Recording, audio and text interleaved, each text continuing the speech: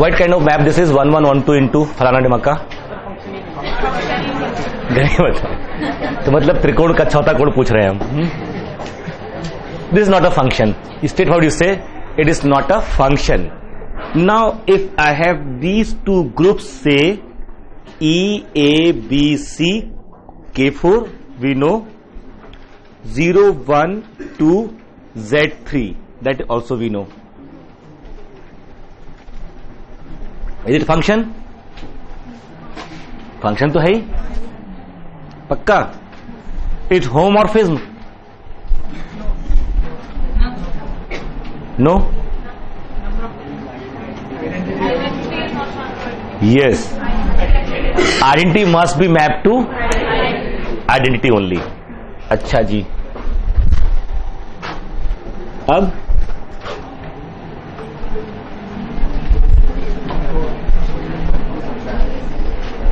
सकता है वाली बात आ रही ना, सकता है, ठीक है,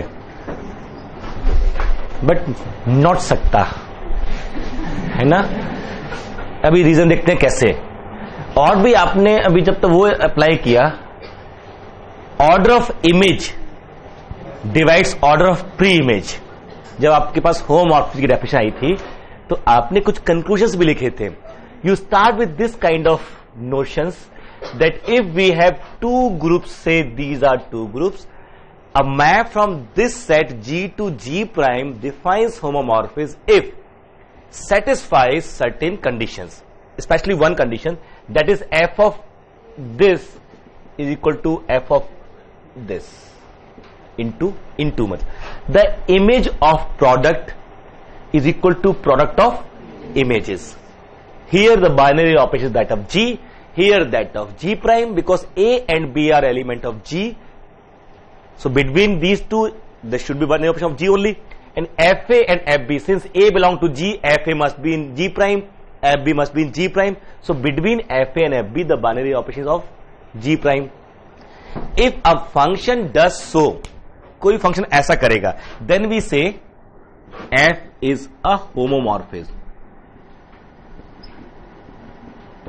Homomorphism, and then it implies once f is homomorphism means any function which satisfy this condition will imply that f of E equal to E prime, to f of A equal to x implies f of A inverse equal to x inverse, that is image of this equal to this. And 3 of course by fundamental definition जो पहले लिखना चाहिए हमको, number 1 कि f of a to the power r is f of a to the power r, and then we have result that order of fa divides order of a, ठीक, and then two parallel result special subsets. One is range fg, इसमें वो element आते हैं जो images हैं X belongs to G range, and it is subgroup of G prime. ये fifth और sixth property. Kernel F, it is those element of G which are mapped to E prime. By first it is non-empty. By other results I can prove using one step test it is subgroup of G. Similarly Fg, of course E prime belongs to Fg, so Fg is non-empty, and by other properties I can show Fg with one step test, Fg is subgroup of G prime and kernel F is subgroup of G. और फिर इस तरह से और इन सबको दिमाग में रखोगे ना तो यहां पर सकता नहीं होता, फिर क्या होता, हो नहीं सकता। क्यों? क्योंकि ये Z3 के एलिमेंट हैं, इसका ऑर्डर 1, इसका ऑर्डर 1, इसका और इन दोनों का ऑर्डर 3 होना चाहिए। Order of element divide order of group, इसका ऑर्डर 3 है। ये किसकी इमेज है? इन दोनों की। इनका ऑर्डर क्या हो सकता है K4 में? इसके अलावा सबका ऑर्डर क्या होता है? 2। 3 doesn't divide 2, so not possible. अगर आप K4 से यहां बनाने की कोशिश करेंगे तो कहां मैप जा सकती है? इसको यहां जाना पड़ेगा। अब इन दोनों के पास क्या चॉइस है? सबको वहीं, कोई और पॉसिबिलिटी है ही नहीं। और अगर सबको इसकी आइडेंटिटी मैप कर दोगे ना, किसी भी ग्रुप से किसी भी ग्रुप पे एक रेडीमेड ट्रिवियल होमोमॉर्फिज्म हमेशा होती है. That is all the element of domain are mapped to identity of codomain. सारे के सारे एलिमेंट यहां से उठा के इसकी आइडेंटिटी मैप करा दीजिए. This will be readymade trivial homomorphism. होगी, वो प्रिजर्व करेगी. F of A b 0, f of b b 0, f of a into b b 0, f into f b b 0, तो वो सारा प्रिजर्व करके अपने आप. This is trivial homomorphism which is available from any group to any other group. इसके अलावा possible है कि नहीं है वो देखना होता है ना. और फिर ये जो इतनी सारी प्रॉपर्टीज हैं उनकी हेल्प से P implies these many Qs. अगर होमोमॉर्फिज्म है तो ये इंप्लाई हो रहा है, ये इंप्लाई हो रहा है, ये इंप्लाई हो रहा है, सब इंप्लाई हो रहा है ना. इसमें से एक भी निगेट हो जाएगा, this will not be homomorphism. जैसे इसमें अब क्या बनेगा, this is the only possibility. So K4 से Z3 पे कोई होमोमॉर्फिज्म नहीं बन सकती जो ट्रिवियल ना हो. Every homomorphism whenever you try to define comes out to be finally trivial. All the elements are mapped to identity. Got the idea? इसमें कर्नेल क्या हो गया, पूरा ये K4 खुद. कर्नेल इज सब ग्रुप डोमेन, हर ग्रुप खुद का सब ग्रुप होता है तो खुद ही कर्नेल बन गया. रेंज क्या आई, ट्रिवियल. सिंगलटन इज ऑल्सो सब ग्रुप, इसमें रेंज ये आया. तो जब भी आपके पास होमोमॉर्फिज्म होगी तो आपका ध्यान इन चीजों पे जाता है कि व्हाट इज कर्नेल. बड़ा इंपॉर्टेंट है. What is kernel, what is range, and what are the other element which are collected together to map single element. आप देखो कि जरूरत नहीं है 1-1 हो, जरूरी नहीं है कि 1-1 हो. हमने सब यही प्रॉपर्टी लिखी है ना. एक बार दिखाना हमको, कुछ छूट ना जाए. Most important. होमोमॉर्फिज्म समझ में आ गया, मान लीजिए सबको समझ में आ गया, सब कुछ समझ में आ जाएगा. Economics, geography, sociology, family relation, सब समझ में आ जाता है. अच्छा, एग्जाम्पल ही लिखे थे बस डिफाइन करने के बाद. कर्नल में डिफाइन नहीं किया था क्या? हाँ, कर्नल डिफाइंड, रेंज डिफाइंड, बस. कौन सा थर्ड? ये भी ऑब्वियस है. अच्छा, ये भी कराना था. A f a square equal to F a square. And now use induction. ठीक है, अब तो इंडक्शन लगा सकते हैं ना कि एन के लिए अज्यूम करेंगे, n+1 के लिए सिंपल क्लेम कर देंगे कि f of 8 power r equal r के लिए अज्यूम कर लिया, f of a to the power r. Now for +1 8 power r +1, f of 8 power r into a ऐसे f of a to the power है ना r, और f ए homomorphism, और इस पे यहां से यूज कर लिया, और f ए. ठीक है, तो ये सबके लिए ये कंडीशन मेरे पास है. ये भी बड़ी इंपॉर्टेंट है, डिवाइड्स ऑर्डर ग्रुप. अच्छा, कर्नेल और रेंज ये भी तो सब ग्रुप है, और हर सब ग्रुप अपने ग्रुप के ऑर्डर को डिवाइड करता है अगर वो फाइनाइट है. ग्रुप अगर फाइनाइट ऑर्डर का है, सब ग्रुप भी फाइनाइट ऑर्डर के होंगे, और ऑर्डर ऑफ सब ग्रुप जो है वो ग्रुप के ऑर्डर को डिवाइड करेगा. तो ये भी बड़े काम की इंफॉर्मेशन है कि for example here we have 100 element, here we have suppose say 40 element. So range cannot have 25 element. Range can have 1 element, 2 element, 4, 5, 8, 10, 20, etc. And finally 40. ये possibility है ना. तो रेंज में कितने एलिमेंट आने चाहिए. Similarly kernel of this whatever home we define, if exist, if defined, then kernel can have 1 element only or 2 element divisor of this, because kernel is again subgroup of G. Confirm, ये तो कम से कम करें. इसके बाद भी ये जरूरी नहीं है कि आपने यहां पर कर्नल में 2 एलिमेंट लेके बना लिया होमोमॉर्फिज्म. वो नेसेसरी है, सफिशिएंट नहीं है. सो सम मोर रिजल्ट्स आर रिक्वायर्ड. क्लियर. अब यहां से आगे बढ़ते हैं. ठीक, कुछ एग्जांपल्स हमने नोट किए थे.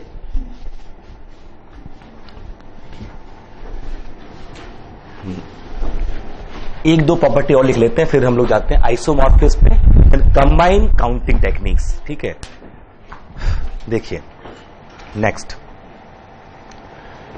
प्रॉपर्टी आ रही है. Let kernel f equal to k. Kernel f equal to k. यहां से एक थ्योरम आएगी, गोइंग आउट ऑफ थ्योरम। हमारे यहां दो थ्योरम बच्चों के नाम दिए, मेरा नहीं है इसमें कोई कंट्रीब्यूशन। बच्चों ने नाम दे दिए दो थ्योरम को, एक गोइंग आउट ऑफ थ्योरम और एक स्पेस थ्योरम। ठीक है, ये और वो रेफरेंस भी यही होता है। देखिए कैसे करना चाह रहे हैं हम लोग। Kernel f equal to suppose k, this is सब ग्रुप ऑफ जी, और obviously f is from G to G prime. Operations are now immaterial, dot से काम चलेगा। कि सब ग्रुप है, सब ग्रुप है तो कोसेट है, सब ग्रुप है तो कोसेट से। अब देखना एक simple result, let a belongs to G and f of A equal to suppose alpha, it belongs to G prime. Now define k ए।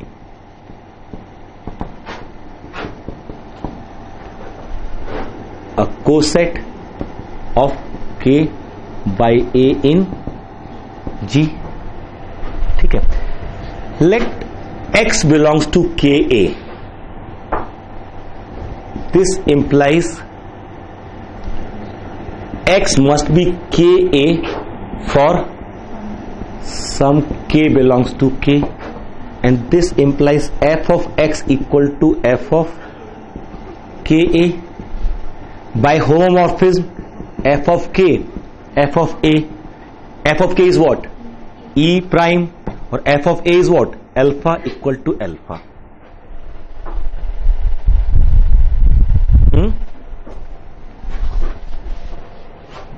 बात समझ में आई? ये इंटरेस्टिंग हुआ कि अगर आपको एक एलिमेंट की इमेज पता है ना, तो फिर उतने एलिमेंट की इमेज और पता जितने कर्नल में एलिमेंट है। अगर ए अल्फा पे जा रहा है ना, तो के का ए से बनने वाला जो कोसेट है, इसके सारे एलिमेंट कहां जा रहे हैं, अल्फा पे जा रहे हैं। मैंने आर्बिट्री के एक्स चूज किया के ए का, all the element of k a are map to alpha only. K क्या है, kernel. A is any element which is map to alpha, कोई तो कहीं तो मैप हो रहा होगा। इस ए से मैंने क्या बनाया, कोसेट ऑफ कर्नल के ए। फिर ये देखा कि के ए के सारे एलिमेंट वहीं जा रहे हैं जहां ए जा रहा है, जहां कंफर्म। इतने सारे मतलब अगर कर्नल में 10 एलिमेंट हैं, कर्नल में 10 एलिमेंट हैं, कोई एक एलिमेंट उठाया हमने जो कर्नल के बाहर के, क्योंकि कर्नल के 10 के 10 element, all 10 element of kernel will map to identity. So let's take one element out of kernel, let's go out of kernel, that theorem is coming now. ठीक है, say any element A, if this is mapped to alpha, there are 9 more elements which are mapped to alpha, because इससे मैं जब कोस बनाऊंगा के ए, तो के ए में सारे एलिमेंट डिफरेंट हो जाएंगे के से। के में कोसेट्स आर डिसजॉइंट और आइडेंटिकल। अगर ए मेरा के में नहीं है, तो ए और के और के ए दोनों डिफरेंट हो जाएंगे, डिसजॉइंट हो जाएंगे, बिल्कुल डिफरेंट एलिमेंट होंगे इसमें, और सारे कहां जा रहे होंगे, अल्फा पे। कंफर्म, बात समझ नहीं आ रही? तो एक एलिमेंट की इमेज मालूम है, तो 10 एलिमेंट और एम से मिल रहे हैं जिनकी इमेज हमको मालूम है, in fact 9 more element, so 10 element will map to this. अच्छा, एक चीज और देखते हैं यहां पर, फिर इसको थ्योरम में कन्वर्ट कर लेंगे। अभी मैंने ये प्रूफ किया कि के ए के सारे एलिमेंट एक ही जगह जा रहे हैं, अल्फा पे। देखिए कोई और एलिमेंट है जो बी पे, बी जो अल्फा पे जा रहा है। लेट अस अज्यूम कि जो बी है कोई एलिमेंट, वो कहां जा रहा है, अल्फा पे। देखिए क्या होता है। ठीक है, this is equal to F A, so F A equal to F B implies F of A B inverse equal to E prime true. कैसे, F of A equal to F B, F of A, F of B inverse, F of B properly F of B inverse, it is E prime. This is F of A, और by property 4 नहीं 1 2 2 property, ऐसे, और फिर homomorphism ऐसे। तो this implies this, और implied by, implied this, implied by, implies this, implied by, ये तो अभी एक ही आ रहा है। और यहां से आ रहा है a B inverse belongs to kernel k. और यहां आपने कसम खाई है कि this is if and only if k a equal to k b. Remember, ये तो हमने रिलेशन में वैसे ढूंढा था, जहां भी आपको h a equal to h b दिखाई दे राइट क्वेश्चन के केस में, दिस इंप्लाइज और implied by a B inverse belongs to h. ऐसी कसम खा लीजिए, ये लिखेंगे तो अगली लाइन ये होगी, और ये लिखा है तो अगली लाइन ये होगी। उसके बाद सोचेंगे आगे कहां जाना है। सबसे पहले जैसे ही ये आया तो लिख दीजिए यहां पर। अब इसको देखिए क्या हो रहा है गौर से। अगर कोई दो एलिमेंट, ये तो अल्फा की बात छोड़ देते हैं, यहां पर कोई भी दो एलिमेंट ए और बी अगर इमेज सेम दे रहे हैं ना, तो ये कर्नल के कोसेट भी सेम बनाएंगे। If two element a and b are map to same element, they give the same image, then by them the cosets of kernel will be same. ये तो प्रूफ हुआ ना। के कर्नल का बड़ा इंपॉर्टेंट रोल है। Kernel subgroup, coset subgroup के होते हैं। तो अगर किसी होमोमॉर्फिज्म में मैंने देखा डोमेन के कोई दो एलिमेंट ए और बी हैं जिनकी इमेज सेम है, तो जिन दो एलिमेंट की इमेज सेम होगी, उन दो एलिमेंट से कर्नल के कोसेट भी सेम बनेंगे। और कन्वर्सली भी ट्रू है। तो अब एक चीज सोचिए, अगर डिफरेंट इमेज देनी है हमें डिफरेंट इमेज चाहिए, मतलब ए की इमेज और बी की इमेज अलग अलग हो, तो के ए और के बी सेम नहीं होना चाहिए। और यहां से मुझे मालूम चल रहा है कि के ए के सारे एलिमेंट क्या दे रहे हैं, ए की इमेज दे रहे हैं। अब अगर बी के ए में नहीं है तो के ए is not equal to k B, तो के बी के सारे एलिमेंट सेम इमेज देंगे। अब सी तीसरा एलिमेंट है जो ना के ए में है ना के बी में है, तो सी के सारे एलिमेंट सेम इमेज देंगे। बट ये जो इमेज होगी के ए वाले से के बी वाले से डिफरेंट होगी नहीं होगी। ऐसी कितनी इमेज आएंगी आपके पास, जितने कोसेट्स बनेंगे। Every coset will correspond to one element in the range. So how many element in the range, number of distinct coset. इसे कहते हैं इंडेक्स ऑफ द सब ग्रुप।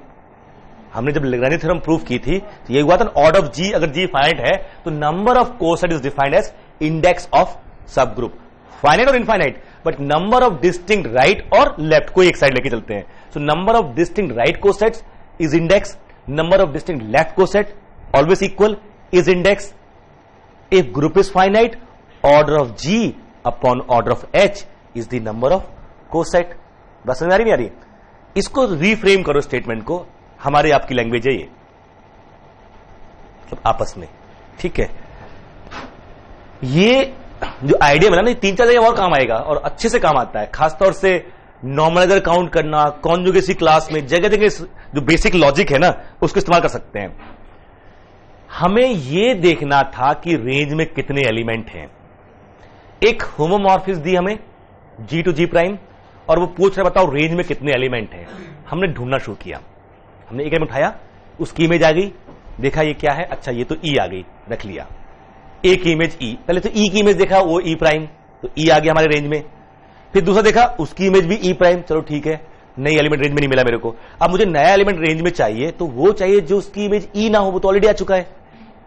देखा के सारे एलिमेंट क्या कर रहे हैं, सेम इमेज दे रहे हैं। To get new image we should go out of k, है ना। इसी को हम लोग फॉर्मलाइज करेंगे एक लैंग्वेज में।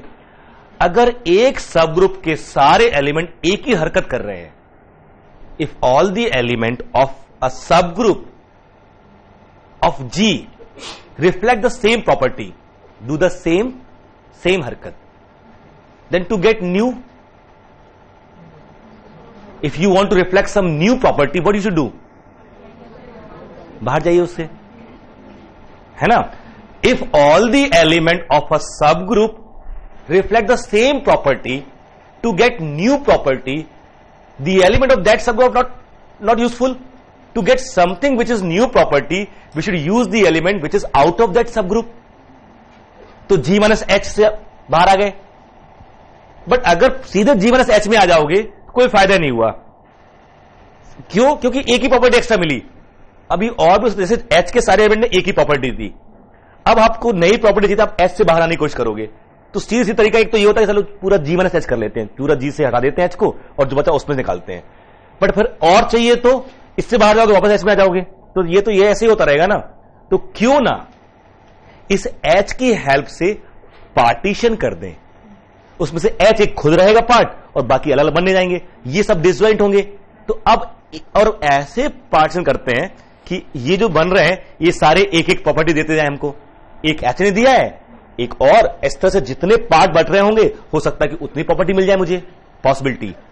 और ये बड़े काम का ऑब्जर्वेशन है कि जब भी आपने कोसेट की हेल्प से पार्टीशन किया है तो सारे कोसेट्स ने एक एक प्रॉपर्टी दे दी है। हर कोसेट के सारे एलिमेंट एक प्रॉपर्टी, फिर दूसरा कोसेट दूसरी प्रॉपर्टी एंड सो ऑन। ये आपको लगातार मिलेगा। आप ये देखना चाहोगे आगे चल के, कॉन्जुगेसी क्लास एक वर्ड आता है, नॉर्मलाइजर एक वर्ड आता है, normaliser of element, normaliser of सब ग्रुप, ये सब आएंगे। और इवन इनजी, ऑटजी, ऑटोमॉर्फिज, ये सब अलग अलग चीजें हैं।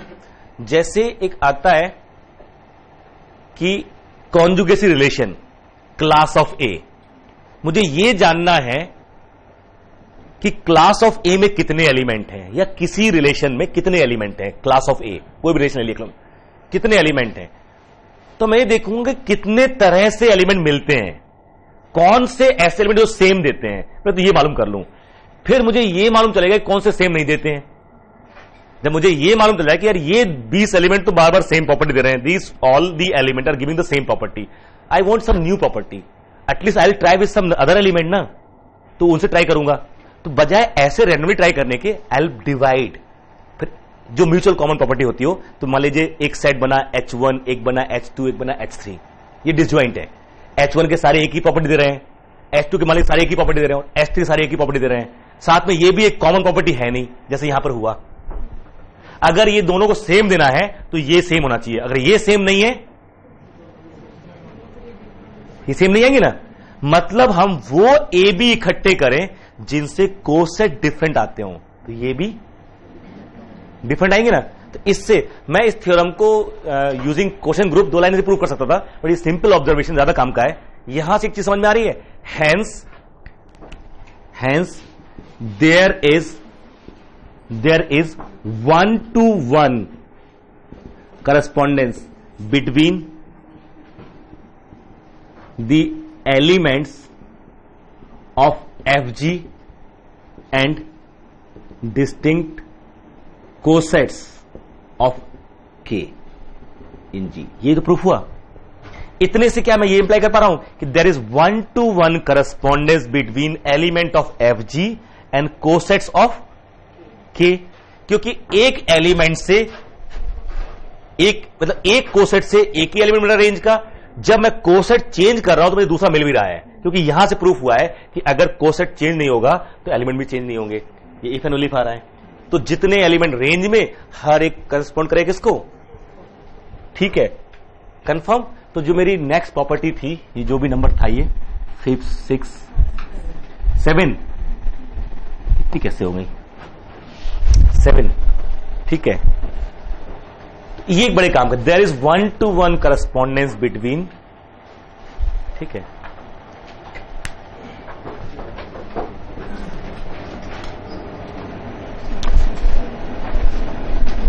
पहले ये छाप दी, लास्ट में कंक्लूजन लिखा देंगे आपको।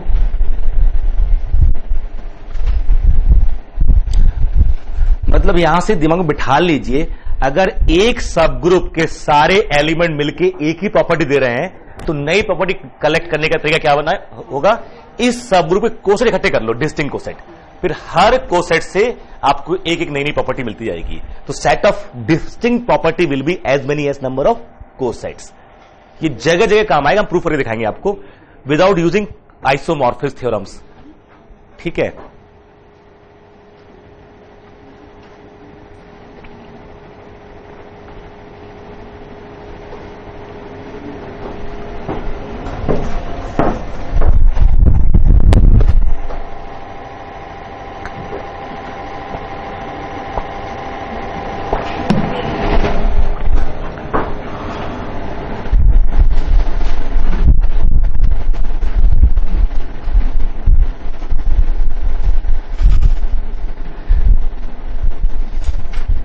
आगे पीछे कहीं बैठ जाओ, थोड़ी देर में गर्मी हो जाएगी।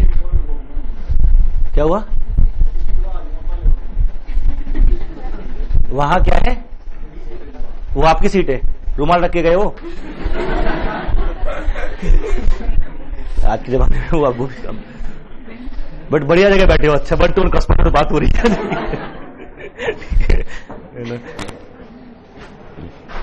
ऐसा लग रहा अमित शाह नरेंद्र मोदी बैठे हुए हैं। हम राहुल और अखिलेश भी बोल सकते थे, इज्जत बढ़ा ली हमने। ठीक है, सही है।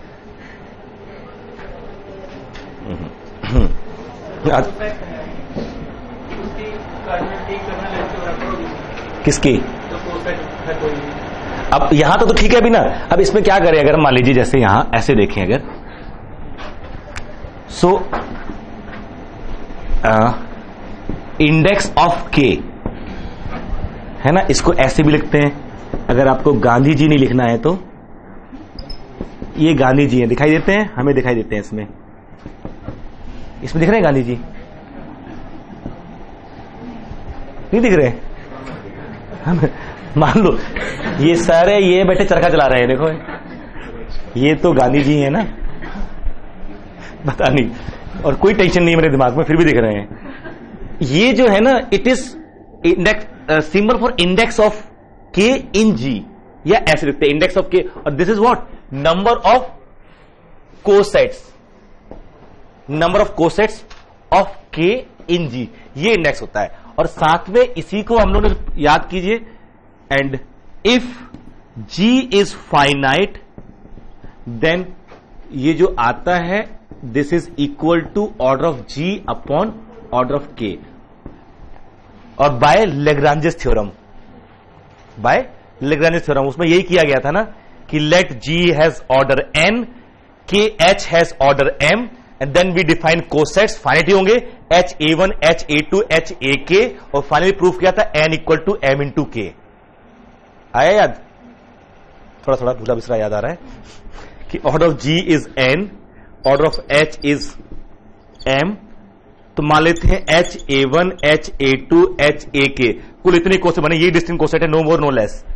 इसके बाद आपने G equal to union H A I किया, फिर cardinality of G equal to summation cardinality of H A I. आपको पता है cosets are equivalence classes, they are either disjoint और आइडेंटिकल। साथ में ये भी प्रूव किया था आपने, हर कोसेट में उतने एलिमेंट होते हैं सब ग्रुप में होते हैं। एच और एच ए आई में 1-to-1 कॉरेस्पॉन्डेंस होता है, तो इस सब में कितने एलिमेंट हैं? एम एम, यहां आएगा एन, यहां M plus how many time? K time, this is equal to M into K, और N upon M equal to K, this implies N upon M equal to K, order of G upon order of H equal to K, और के क्या है? Number of cosets, इसी को बोलते हैं index. और यहां से ये भी प्रूफ हो रहा है कि M divides n and this ratio is equal to k. तो कोसेट्स के बारे में जो 4-5 प्रॉपर्टी है, बेसिक प्रॉपर्टी दिमाग में हमेशा रखिए। जो कोसेट्स हैं वो इक्विवेलेंस क्लासेस हैं, right coset right congruent modulo की क्लासेस हैं, left coset left congruent modulo की क्लासेस हैं। और यहां कॉन्ग्रुएंट मॉडुलो मतलब क्या होता है? A is congruent to B modulo H, A is right congruent to B modulo H if A B inverse belongs to H, ये रिलेशन है। और फिर क्लास ऑफ ए जो बनाते हो इसी को बोलते हैं H A, class of B H B. ऐसे लेफ्ट कॉन्ग्रुएंस होता है कि A is left congruent modulo B modulo H if A inverse B belongs to H. अब क्लास ऑफ ए जो बनाओगे वो ए एच बनेगा। ये हम लोगों ने चर्चा की थी उस समय, याद आ रहा है? बहुत पहले की थी हम लोगों ने, जब ये A is congruent to right modulo B, और एक लिखा था ए इज लेफ्ट, ऐसा मत बोलना, सर नहीं कराया था ऐसे। This means A B inverse belongs to H, और this means A inverse B belongs to H. और जो क्लास ऑफ ए बनता है वो एच ए इस केस में, और इस केस में क्लास ऑफ ए जो होता है वो ए एच, ऐसे होता है। So cosets are equivalence classes, has disjoint और आइडेंटिकल, ये होता है। और साथ में एक चीज और प्रूफ की थी आपने कि H is similar to H A similar to A H. Similarity मतलब existence of 1-1 onto map between them, ठीक है। अब अगर एच में एम एलिमेंट है तो ए एच में भी एम एलिमेंट होंगे, एच ए में भी एम एलिमेंट होंगे, और उस सब का इस्तेमाल करके आपने लेग्रांजेस थ्योरम प्रूफ की थी, ठीक है, कंफर्म। अब उसके इस्तेमाल से हम लोग यहां पर आगे बढ़ रहे हैं, ये आया so this whole theorem implies कि order of F G, this theorem after this, ये जो लिखा है आपने ना, इसके बाद ये इंप्लाई कर रहे हैं कि order of F G equal to number of cosets या इंडेक्स ऑफ के इन जी। ये तो लिखना पड़ेगा। जब 1 to 1 का किससे आ रही है, कोसेट्स के पास आ रही है, और जितने number of cosets nothing but index. और इफ जी इज फाइनाइट, तब तो मेरे पास फार्मूला भी है कोसेट इंडेक्स निकालने का।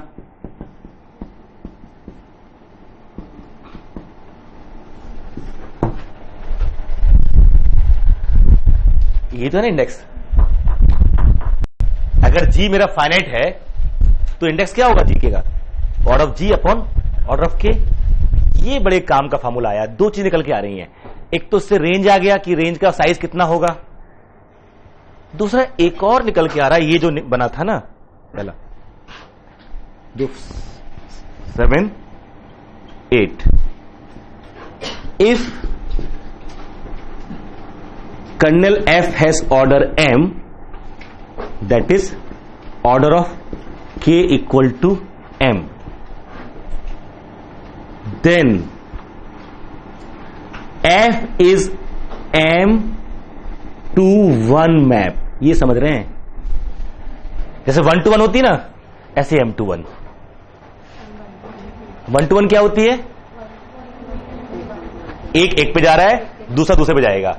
m to 1 में क्या हो रहा है, m एलिमेंट एक जगह गए, फिर से m एलिमेंट एक जगह जाएंगे, और m के पैकेट में एक जगह जाएंगे, क्योंकि k के सारे एलिमेंट कहां जा रहे हैं, आइडेंटिटी पे, k a के अल्फा पे, और कितने होंगे k a में, उतने जितने k में हैं, k b के किसी बीटा पे, बट कितने होंगे, उतने जितने। तो पूरी मैप मेरी m to 1 हो जाएगी। ये तो हो रहा है ना पूरा प्रूफ इसमें, देखो मतलब ग्रुप में 100 एलिमेंट हैं और कर्नल में 10 एलिमेंट हैं, तो जो कर्नल में 10 एलिमेंट होते एक जगह जाएंगे कहां, आइडेंटिटी पे। अब कर्नल से बाहर आओ, एक एलिमेंट उठाइए ए, अब के ए में कितने एलिमेंट होंगे, 10, वो कहां जाएंगे, किसी एक जगह। अब तीसरा के बी बनाओगे, वो कहां जाएंगे, किसी तीसरे जाएंगे, नहीं आएंगे। तो कितने एलिमेंट रेंज में आएंगे, 10, 10 कोसेट बनेंगे, नहीं बनेंगे। तो इसे 10 to 1, 10 to 1, 10 to 1 and so on, there are 10 element in range. अच्छा कर्नल में 15 होते तो नहीं हो सकते ना सर, 6 पैकेट बनाते थे 15 के, 15 6 90, बाकी 10 बचे कहीं भेज देते उसको, ऐसा नहीं है ना। इट हैज, कर्नल इज सब group of domain, so it should divide order of group. तो कर्नल में 15 नहीं हो सकते थे, 20 हो सकते थे। If kernel has 20 element, then how many in the range, 5 element. पक्का? ये भी इंपॉर्टेंट था कि कर्नल में जो एलिमेंट है उससे रेंज के एलिमेंट गवर्न हो रहे हैं। एक क्वेश्चन मुझे याद आ रहा है, यूपीएससी प्रीलिम्स में जब सब्जेक्ट आया करता था, तब उन्होंने पूछा था, उन्होंने जी का ऑर्डर दिया, जी प्राइम का ऑर्डर दिया, कर्नल का ऑर्डर दिया, और फिर ऑप्शन में थी what is order of F of G. अगर वहां जी प्राइम का ऑर्डर नहीं देता तो कुछ फर्क पड़ता, बट जो ऑप्शन क्वेश्चन पूरा ऐसे फ्रेम हुआ है, आप देखेंगे रिकॉर्ड में है ये, कि let f is from a home order from G to G prime such that order of G is this, order of G prime is this, order of F, kernel is this, then order of FG is what, the order of range is what। हमारा range में तो कहीं G prime का जिक्र भी नहीं है। हाँ, मुश्किल तब हो जाती कि मान लीजिए G में उसने दिए 20 एलिमेंट, G प्राइम में 25 दे दिए, और है ना, और कर्नल F में उसने 5 एलिमेंट दे दिए। अब बताओ रेंज में कितने एलिमेंट आएंगे, हम तो इतने से निकाल सकते रेंज में एलिमेंट, बट एफजी का ऑर्डर जो है शुड डिवाइड जी प्राइम। ये तो चाहिए ना। और वहां पे उसमें ऑप्शन में ये होता तो कुछ नहीं कर सकते थे, एक तो जबरदस्ती दिया उन्होंने इसका ऑर्डर। अगर वो इक्वल डिवाइड करने पे उसको डिवाइड नहीं कर रहा होता तो चारों ऑप्शन खत्म थे फिर तो नहीं। सो to find order of range we need to know order of kernel. Once order of kernel is fixed, order of domain is known, then ratio gives you order of range. Moreover the map is M21। अगर kernel में 5 element हैं तो पूरा group 5 के disjoint packets में बन जाएगा और एक पैकेट एक जगह जाएगा। तो कितनी जगह मिलेंगी? जितने पैकेट्स होंगे उतने ही एलिमेंट रेंज में आएंगे। यही तो प्रूफ किया हमने। HA के सारे एलिमेंट वहीं गए जहां A गया था, अल्फा पे। HB के सारे एलिमेंट को अगर अल्फा पे ही जाना है तो HA इक्वल टू HB होना पड़ेगा। और कोसेट फिर तो आइडेंटिकल हो गए। अगर कोसेट डिफरेंट है तो फिर वो अलग ही जाएगा। Got the idea? ठीक है। अब आपसे कोई पूछे कि G में 20 एलिमेंट हैं, G प्राइम में 25 एलिमेंट हैं, तो what are the possible values of kernel F?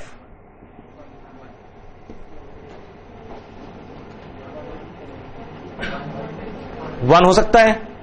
अगर कर्नेल में एक एलिमेंट आया तो रेंज में कितने आएंगे? यहां से निकालो और वो उसको डिवाइड करना चाहिए। हाँ, 5 15 25 5 6 20 5/4 डिवाइड कर रहा है तो 4 और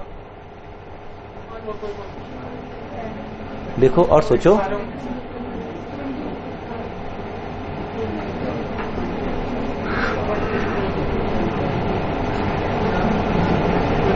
अरे ये क्यों भूल जाओगे? कर्नेल में एक तो हमेशा रहता है ट्रिवियल, सारे के सारे एलिमेंट कर्नेल में रहते हैं, तो ये ट्रिवियल होमोमॉर्फिज्म है। तो कहने का यही पॉसिबिलिटी है कि नहीं है? ये मतलब हमें ग्रुप नहीं पता कौन सा, ऑपरेशन तो बिल्कुल भी नहीं पता जब ग्रुप ही नहीं मालूम है। तो उसके बाद भी मैं ये कह पा रहा हूं कि अगर इस ग्रुप से इस ग्रुप पे होमोमॉर्फिज्म बनाओगे ना तो you have to map either only 4 element to identity और ऑल एलिमेंट टू आइडेंटिटी, और कोई तरीका नहीं हो सकता। Though there are other possibility for subgroup, but that subgroup which is going to be kernel will contain either 4 element or all element. Either it. So if I ask you how many, suppose यहां पर जो है group का order 20 है, अगर F G से G पाई पे homomorphic बनना चाहता है और होमोमॉर्फिक नॉन ट्रिवियल है तो कर्नेल मस्ट है 4 एलिमेंट, रेंज मस्ट है 5 एलिमेंट, और कोई तरीका नहीं हो सकता। अच्छा, इसके पास प्रॉपर 5 के अलावा सब ग्रुप है भी नहीं। 25 के डिवाइसेस 1 5 और 25 है, तो ओनली प्रॉपर सब ग्रुप ऑफ ऑर्डर 5, तो 5 ही रेंज में आ सकता है। और 5 रेंज में कब आएगा? जब यहां पर कर्नेल में 4 एलिमेंट हो। कंफर्म? ये बात समझ में आ रही नहीं आ रही है? सो इस तरीके से भी हम लोग कई बार काउंटिंग की बात कर सकते हैं कि इस अब ये ढूंढे, मुझे मालूम चल जाए कि जी में ऑर्डर 4 के कितने सब ग्रुप हैं। अभी तो ये तय हुआ ना कि जो ऑर्डर 4 वाला होगा सब ग्रुप वही बनेगा kernel. If you are looking for non trivial homomorphism from a group G to G prime of this and this order and you want to count how many homomorphism, simple question, not so simple, but basic task तो यही है ना कि how many homomorphism। तो एक चीज confirm हो गई कि सब कर्नेल कौन बनेगा। कर्नेल तो कर्नेल मतलब सब ग्रुप और ऑर्डर फिक्स हो गया। क्या हो गया फिक्स? 4। अब G के पास कितने सब ग्रुप हैं ऑर्डर 4 के, ये देखना। ये तो चाहिए ना कि G के पास कितने सब ऑर्डर 4 के, और उनमें से किसको बनाओगे होमोमॉर्फिज्म, मतलब कर्नेल। पहले एक चूज किया, मान लीजिए K1 K2 है ना, K3 एंड सो ऑन। ये वो K तो मतलब K4 ही हो जाएगा, H1 H2 HR। ये वो सब ग्रुप हैं G के जिनका ऑर्डर क्या है? 4 है, जितने भी हो, नो प्रॉब्लम। जैसे S4 में 7 होते हैं ऑर्डर 4 के सब ग्रुप, S4 में ऑर्डर 4 के 7 होते हैं, मालूम आपको? होते हैं। हम लोग भी चर्चा करेंगे, अभी बार बार बनाएंगे, वो तो इतनी बार बनाएंगे कि वो खुद दुखी हो जाता है कि बस करो। ठीक है, H1 H2 H, ये सारे ऑर्डर 4 के हैं। अब देखना, अब बनाते हैं इसको कर्नेल। जैसे ही इसको कर्नेल बनाया तो हुआ H1 A, H2 ये A1 A2 and H1 A2 और H1 A जो भी आया A के, ये बन गए कोसेट्स। सम में 4 एलिमेंट कितने बनेंगे? 5। तुम लिख दू यहां पर 5। इसमें से एक तो खुद यही होगा, कर्नल ही होगा, बाकी 4 एलिमेंट कहां मैप हो रहे हैं ये ढूंढना। उनके पास जो चॉइस है कि नहीं है, इसको फिक्स कर लिया। अब इनको इसको तो मैप करा दिया आगे E1 पे, E पे। इन 4 एलिमेंट को कहां मैप कराओगे, ये भी तो पॉसिबिलिटी आपके पास आ रही है ना। तो अकेले इसको फिक्स करने से भी होमोमॉर्फिज्म बढ़ सकती है। जितने ये है उतनी तो पक्का दिख ही रही है, जितने एलिजिबल हो गए। बट एक चूज करने के बाद भी इसको कभी ए पे भेजा, मतलब इसको भेजा अल्फा पे, उसको भेजा बीटा पे, इनको इंटरचेंज कर दूं तब भी तो सेम करने के लिए होमोमॉर्फिज्म बदल गई नहीं बदल गई। So what we need to do, first time जो फर्स्ट टास्क होता है, कलेक्ट दो subgroups which are probable kernel. सबसे पहला काम हमारे दिमाग में यही आता है कि आप पहले वो ढूंढें जो कर्नल बन सकते हैं। ये तो इंपॉर्टेंट ना कि पहले तो वही ढूंढना पड़ेगा जो कर्नल बन सकते हैं। और कर्नल कब बनेंगे, वो इन सब से मिलकर आता है। हो सकता है और पॉसिबिलिटी होती तो हम एक एक करके सबको एग्जॉस्ट करते। जैसे यहां पे 2 ही पॉसिबिलिटी है, एक ये और एक ये तो ट्रिवियल हो गया, खत्म, सिर्फ एक पॉसिबिलिटी। अब यहां इसके अंदर ऑर्डर 4 के सब ग्रुप लिस्ट करेंगे, इसमें से एक उठाएंगे और फिर काउंट करें कितनी होमोमॉर्फिज्म है जिसमें ये कर्नल है। मान लीजिए N1, फिर इसको उठाएंगे, अब कितनी होमोमॉर्फिज्म है, वो आया N2 एंड सो ऑन। फिर सबको ऐड कर देंगे, that will be number of homomorphism. But ऐसा नहीं होता कि किसी भी रैंडम ग्रुप से किसी भी रैंडम ग्रुप के ऊपर नंबर होमर पूछ रहा है। G प्राइम दोनों पता होते हैं, ये लिस्ट में सब मालूम होता है, तभी आप काउंट कर सकते हो। ऐसे नहीं हवा में काउंट करोगे, ठीक है ये लो, अब काउंट कर हमेशा कर लोगे।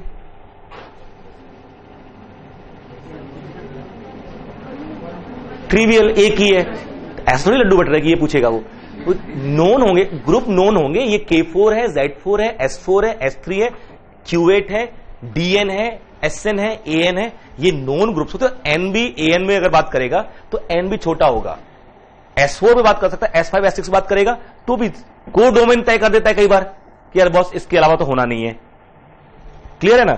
तो ये एक बेसिक आइडिया हमारा हुआ कि how to establish the correspondence between cosets and range element and then to count. ठीक है, कुछ रिजल्ट में बताता हूं आपको। जैसे देखना, अब F में अगर ZM टू ZN, अभी रुक जाइएगा, ZM टू ZN अगर हम काउंट कर रहे हैं होमोमॉर्फिज्म, एक ज्ञान तो मुझे है, वो जो 5 प्रॉपर्टी है ना, उसमें प्रॉपर्टी नंबर 3 आपको बता दी ना जी हमने, 3। हाँ अच्छा, अब तो नंबर हम लोग मैप करा लेते हैं। f of 8 power r equal to, इसका इंडक्शन लगाया था अभी हम लोगों ने, f of 8 power r is equal to f to power r। यही तो है ना। अगर a की इमेज पता है तो a की सारी पावर की इमेज किससे बन जाती है, if f of a equal to x then f of 8 power r equal to x power r। इसी से तय हमारे हाथ में राइट खत्म हो जाता है, हम कहीं मैप करा दें। अगर हमने a को x मैप करा दिया और होमोमॉर्फिज्म भी है तो 8 पावर r कहां मैप कराना पड़ेगा, आप तो इसको चेंज कर सकते। तो यहां सोचो कि इफ F1 इज x, आपके हाथ से सब खत्म हो गया। आपने इसमें 1 को मैप करा दिया ना तो सब मैप हो गया ऑटोमेटिकली, क्योंकि हर एलिमेंट 1 से जनरेट हो जाएगा। तो एक आइडिया यहां से मिला कि अगर मुझे ग्रुप साइक्लिक ग्रुप डोमेन दे दिया उसने मेरे को, if group domain is cyclic group, domain is cyclic group, देखिएगा तो जनरेटर की इमेज मिलते ही सबकी इमेज है ना। अब हम ये ढूंढें कि x के पास कितनी चॉइस है, how many element in Zn which are eligible for x। जितने एलिमेंट Zn में होंगे जो x के लिए एलिजिबल होंगे, उतनी ही होमोमॉर्फिज्म होगी, न ज्यादा न कम, क्योंकि इसकी मैप होती सबकी मैप अपने आप हो जाती है। डन। दूसरा प्रॉपर्टी कहती है order of image divides order of pre image.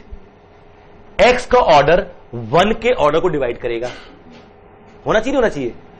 X का ऑर्डर 1 के ऑर्डर डिवाइड करेगा, 1 का ऑर्डर m है, इसका जनरेटर है ना वो तो, और x का ऑर्डर n को डिवाइड कर रहा है। तो जो x का ऑर्डर है वो m को भी डिवाइड करेगा और n को भी डिवाइड करेगा। तो s का ऑर्डर क्या होना चाहिए, कॉमन डिवाइजर होना चाहिए। Order of x should be divisor of m and n both.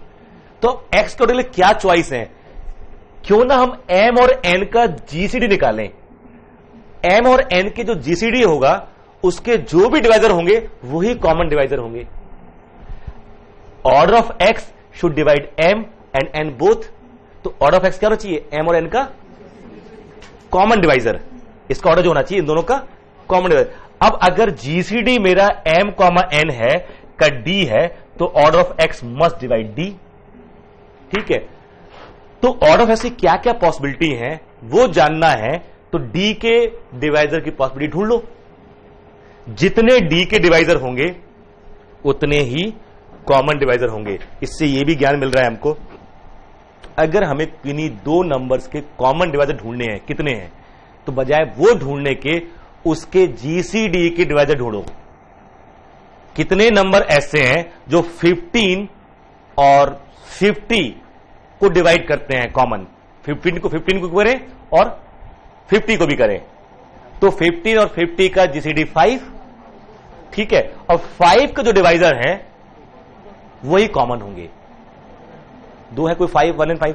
कितने ऐसे हैं जो 12 और 100 के कॉमन डिवाइजर हैं, जो 100 को भी डिवाइड करे और 12 को भी करे। बजाय ये काउंट करने के आप इनका निकालो जीसीडी और इसके जो डिवाइजर हैं वो काउंट कर लो, है ना, बिल्कुल कॉमन है। तो यहां पे सोचो कि मुझे वो x ढूंढना है जिसका ऑर्डर m को भी डिवाइड करे और n को भी करे। तो ऑर्डर ऑफ x क्या होना चाहिए, तो मेरी सर्च किसकी है, जो m और n के डिवाइजर हैं कॉमन, वो ऑर्डर x हो सकता है। वो कहां से मिलेंगे, मैंने m और n का निकाला जीसीडी, d के जो डिवाइजर हैं वही आएंगे, नहीं आएंगे, बात समझ में आ रही है। अब देखिए यहां पर तो Z12 या Z6 और Z12 और मैं ये ढूंढ रहा हूं F1 equal to x। So order of x should divide 6, order of x should divide 12। तो फाइनली इसको भी डिवाइड करना चाहिए, इसको भी। अब मुझे है ना, so what are possible order of x, 1, 2, 3 and 6, and है ना, एंड। ठीक है, ये ढूंढना है इस Z12 में कौन कौन से एलिमेंट हैं जिनके ये ऑर्डर हैं, उनको इकट्ठा करो और आपकी होमोमॉर्फिस काउंट हो गई। कितनी चॉइस x के लिए है, हर वो x जिसका ऑर्डर 1 होगा या 2 होगा या 3 होगा या 6 होगा, सारे के सारे मेरे एलिजिबल हैं। ये साइक्लिक है, तो x जो भी होगा 8 पावर r इसी टाइप में होगा, अपने आप डिस्ट्रीब्यूट हो जाएगा, उसमें कोई टेंशन, प्रिजर्व हमेशा होगा वो, कि जो भी एलिमेंट होगा ना इसमें 8 पावर r टाइप की तो होगा। और x y लोगे, x इंटू वाई करोगे, अल्टीमेटली वो क्या हो जाएगा, 8 पावर r प्लस s इसी फॉर्मेट का हो जाएगा। तो डिस्ट्रीब्यूट तो अपने आप वो नहीं होना है उसको होमोमॉर्फिज्म में। तो यहां पर आपको समझ में आया ना, तो कौन कौन से Z12 में एलिमेंट क्या मिला, this order of x 1, 2, 3 and 6। Order 1 का कौन है इसमें, 0। ऑर्डर 2 का कौन है इसके अंदर, 6। ऑर्डर 3 का कौन है इसमें, 4 एंड 8। ऑर्डर 6 का कौन है इसमें, 2 एंड 10 कि नहीं।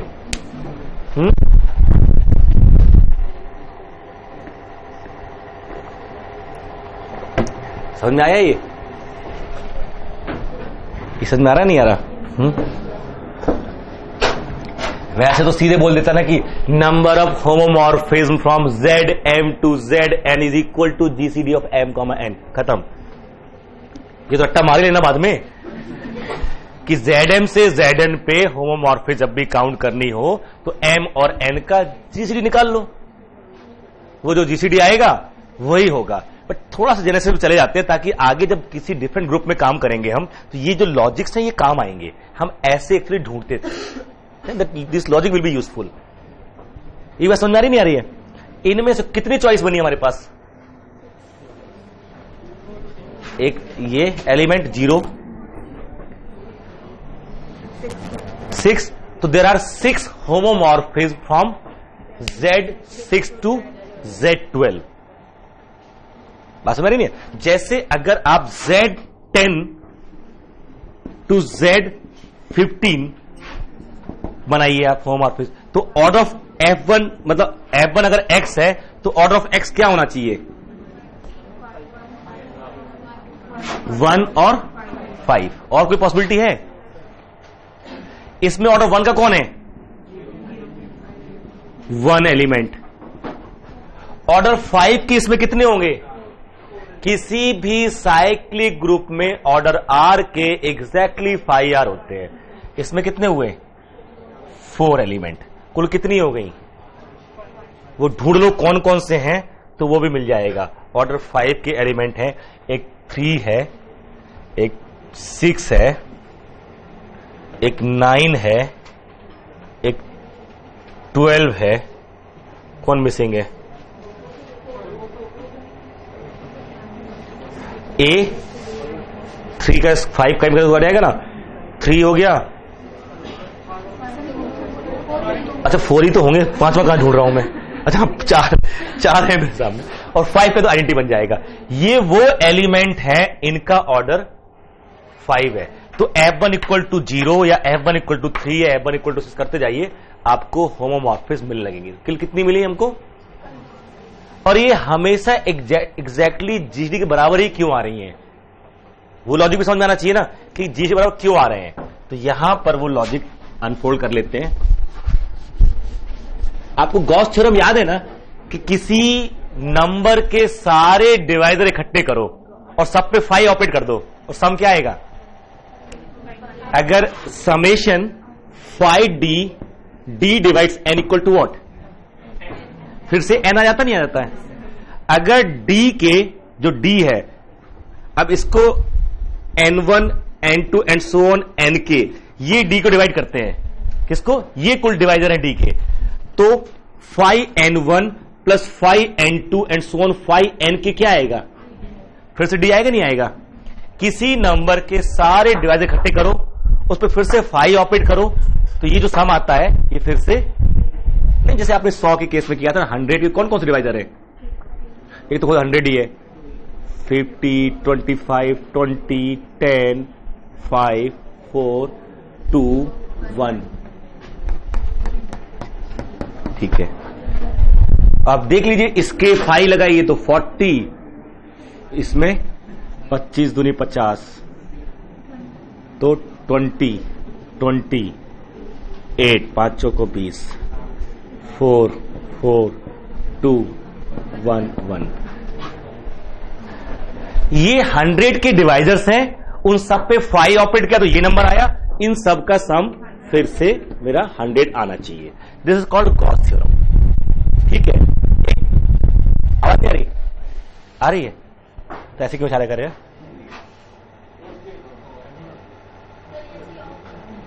एसी ऑफ करवाना है क्या? अच्छा मुझे यहां से नहीं दिख रहे हैं गौस साहब। नमस्ते गौस साहब, अगर आप वहां पर हो तो ठीक है, आत्मा अगर प्रकट हो जाए तो। एक बार और क्या करें, सबकी और सारी फोटो लगा देंगे तो हम दोनों टेंशन में रहेंगे। फिर पता लिख रहे कुछ गलत, वो पीछे पड़ा थोड़ा, सॉरी सर, ठीक है, हम तो मजाक कर रहे थे, ठीक है, ठीक है, but with this fear will be. और ऑनेस्टली ना, जब वो यहां पहले कुछ और लगी थी, यहां पर शायद कौशी यहां थे, घुसते ही दोबारा वॉइड पास में चेंज हुआ, यही सामने जैसे एंटर किया, जिस दिन लगे एक्चुअली बता रहा हूं, जैसे एंटर किया, रियल क्लास चल रही थी, तो ये सामने हुआ कौशी, तब लिखते समय टेंशन हो रही थी, लिटरली फर्स्ट फ्यू सेकेंड और 1 मिनट बार बार ध्यान जा रहा था, तो लगा ये थोड़ी कुछ बोलेंगे, ठीक है, करो जो करते हैं, ठीक है। बट सी, ये जो थ्योरम है ना कि किसी नंबर के सारे डिवाइजर इकट्ठे करो और सब पे 5 ऑपरेट करो, तो सबका सम जो आएगा फिर से वो नंबर आ जाएगा। एक तो ये हम जानते हैं, पार्ट्स में एक क्वेश्चन को ऐड कीजिए, देखो, एक तो ये इंफॉर्मेशन मेरे पास आ रही है, दूसरा ये आ रही है कि अगर R M को डिवाइड कर रहा है, then in ZM there are exactly 5R element, of order r, ये होगा कि नहीं होगा? ZM में आर ऑर्डर कितने होते हैं? एग्जैक्टली 5R, यहां भी कोई दिक्कत नहीं है। अब समझिए ZM से ZN में हम होमोमॉर्फिज्म ढूंढ रहे हैं। तो हमें पता है कि ऑर्डर ऑफ F1, मतलब ये F1 अगर X है तो order of X should divide M and N both. So this implies and implied by order of X divides D, which is GCD of M comma N. ठीक। Now if N1 N2 Nk divides D, तो इसमें what is order of X? Either N1 और N2 और Nk, ये सारे किस में होंगे? इस ऑर्डर में एलिमेंट इसमें होंगे नहीं होंगे? इसमें ऑर्डर N1 के कितने होंगे? 5N1। ऑर्डर N2 के कितने होंगे? 5N2 and so on. तो कितने एलिजिबल हो गए? 5N1 plus 5N2 plus 5Nk, सम क्या आएगा फिर से? D। तो कितनी चॉइस हो गई X के लिए? एग्जैक्टली उतनी जितने की एलिमेंट है यहां पर, समझे ना? जैसे मेरा अगर D जो आया, मान लीजिए D इक्वल टू सपोज आया से 12, D इक्वल टू मान लीजिए 12 आ गया, एनी हाउ सब ना वी गेट D इक्वल 12, तो order of X should divide 12, तो order of X should be what? 1 2 3 4 6 and 12। इस पे 5 ऑपरेट करेंगे, इस पे 5 करेंगे, सब पे 5 करेंगे, सम क्या आ जाएगा? फिर से 12 आ जाएगा। बट अब एक्चुअली चॉइस कितनी है? वो सारे एलिमेंट जिनका ऑर्डर 1 है एक चॉइस, कितने एलिमेंट जिनका ऑर्डर 2 है एक चॉइस, 2 2 2 और फिर यहां 4, सम तो फिर से 12 भी आएगा ना। तो इतनी माथापच्ची करने से सीधे ना बोल दे 12। जब हमको मालूम है गॉस थ्योरम कहती है कि summation 5D divides n equal to n, तो अल्टीमेटली मुझे पता है कि सबका सम, सब पे 5 ऑपरेट करना है, फिर काउंट करना है, सबका सम तो आना अल्टीमेटली यही है ना। And hence the result that number of homomorphism, इसी रिजल्ट से आगे बढ़ जाएंगे हम लोग। नंबर ऑफ होमोमॉर्फिज्म, कंक्लूजन लिखिए आप। इफ f, रिजल्ट लिखिए, खास तौर से ये इंपॉर्टेंट है, f from Zm to Zn, इसके लिए Zm टू Zn। पहला point, for any x belong to Zn, for any x belong to Zn, such that order of x divides M and N both, F1 equal to x is a homomorphism। पहले तो ये claim है, और फिर दूसरा इससे निकल के आ रहा है जो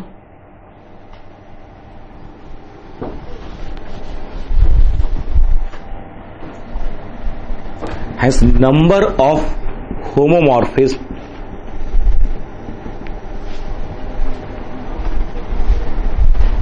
is equal to number of elements in Zn whose order divides M and N both, and hence third, second implies third,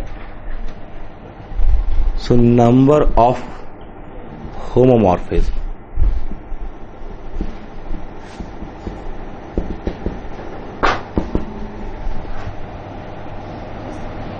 to GCD of M comma N। एक चाहे तो और इंट्रोड्यूस कर सकते हो कि number of common divide, number of divide M comma N, so that means number of divisors of GCD, there 5, मतलब number of element whose order divides GCD, और फिर वहां से हम ये लिखा सकते थे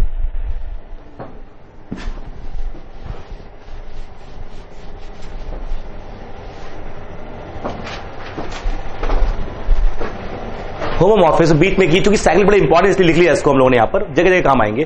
बाकी तो अभी है S10 S4, वहां सब काउंटिंग करनी पड़ेगी अलग से वो, बट ये साइक्लिक पे कभी भी काउंट करना हो तो आप ऐसे करने की कोशिश करें। कुछ रिजल्ट और काम आ सकते हैं, 6 हो गया, 7 हो गया था, 8 तो 9, ये बीच में इंट्रोड्यूस कर लिया खास तौर से एक Zm टू Zn। अगर किसी का ये क्वेश्चन कहीं गलत हो, मान लीजिए पूछ बैठे कि Z25 टू Z65 कितनी होमोमॉर्फिस बनेगी और वो गलत हो जाए किसी क्वेश्चन।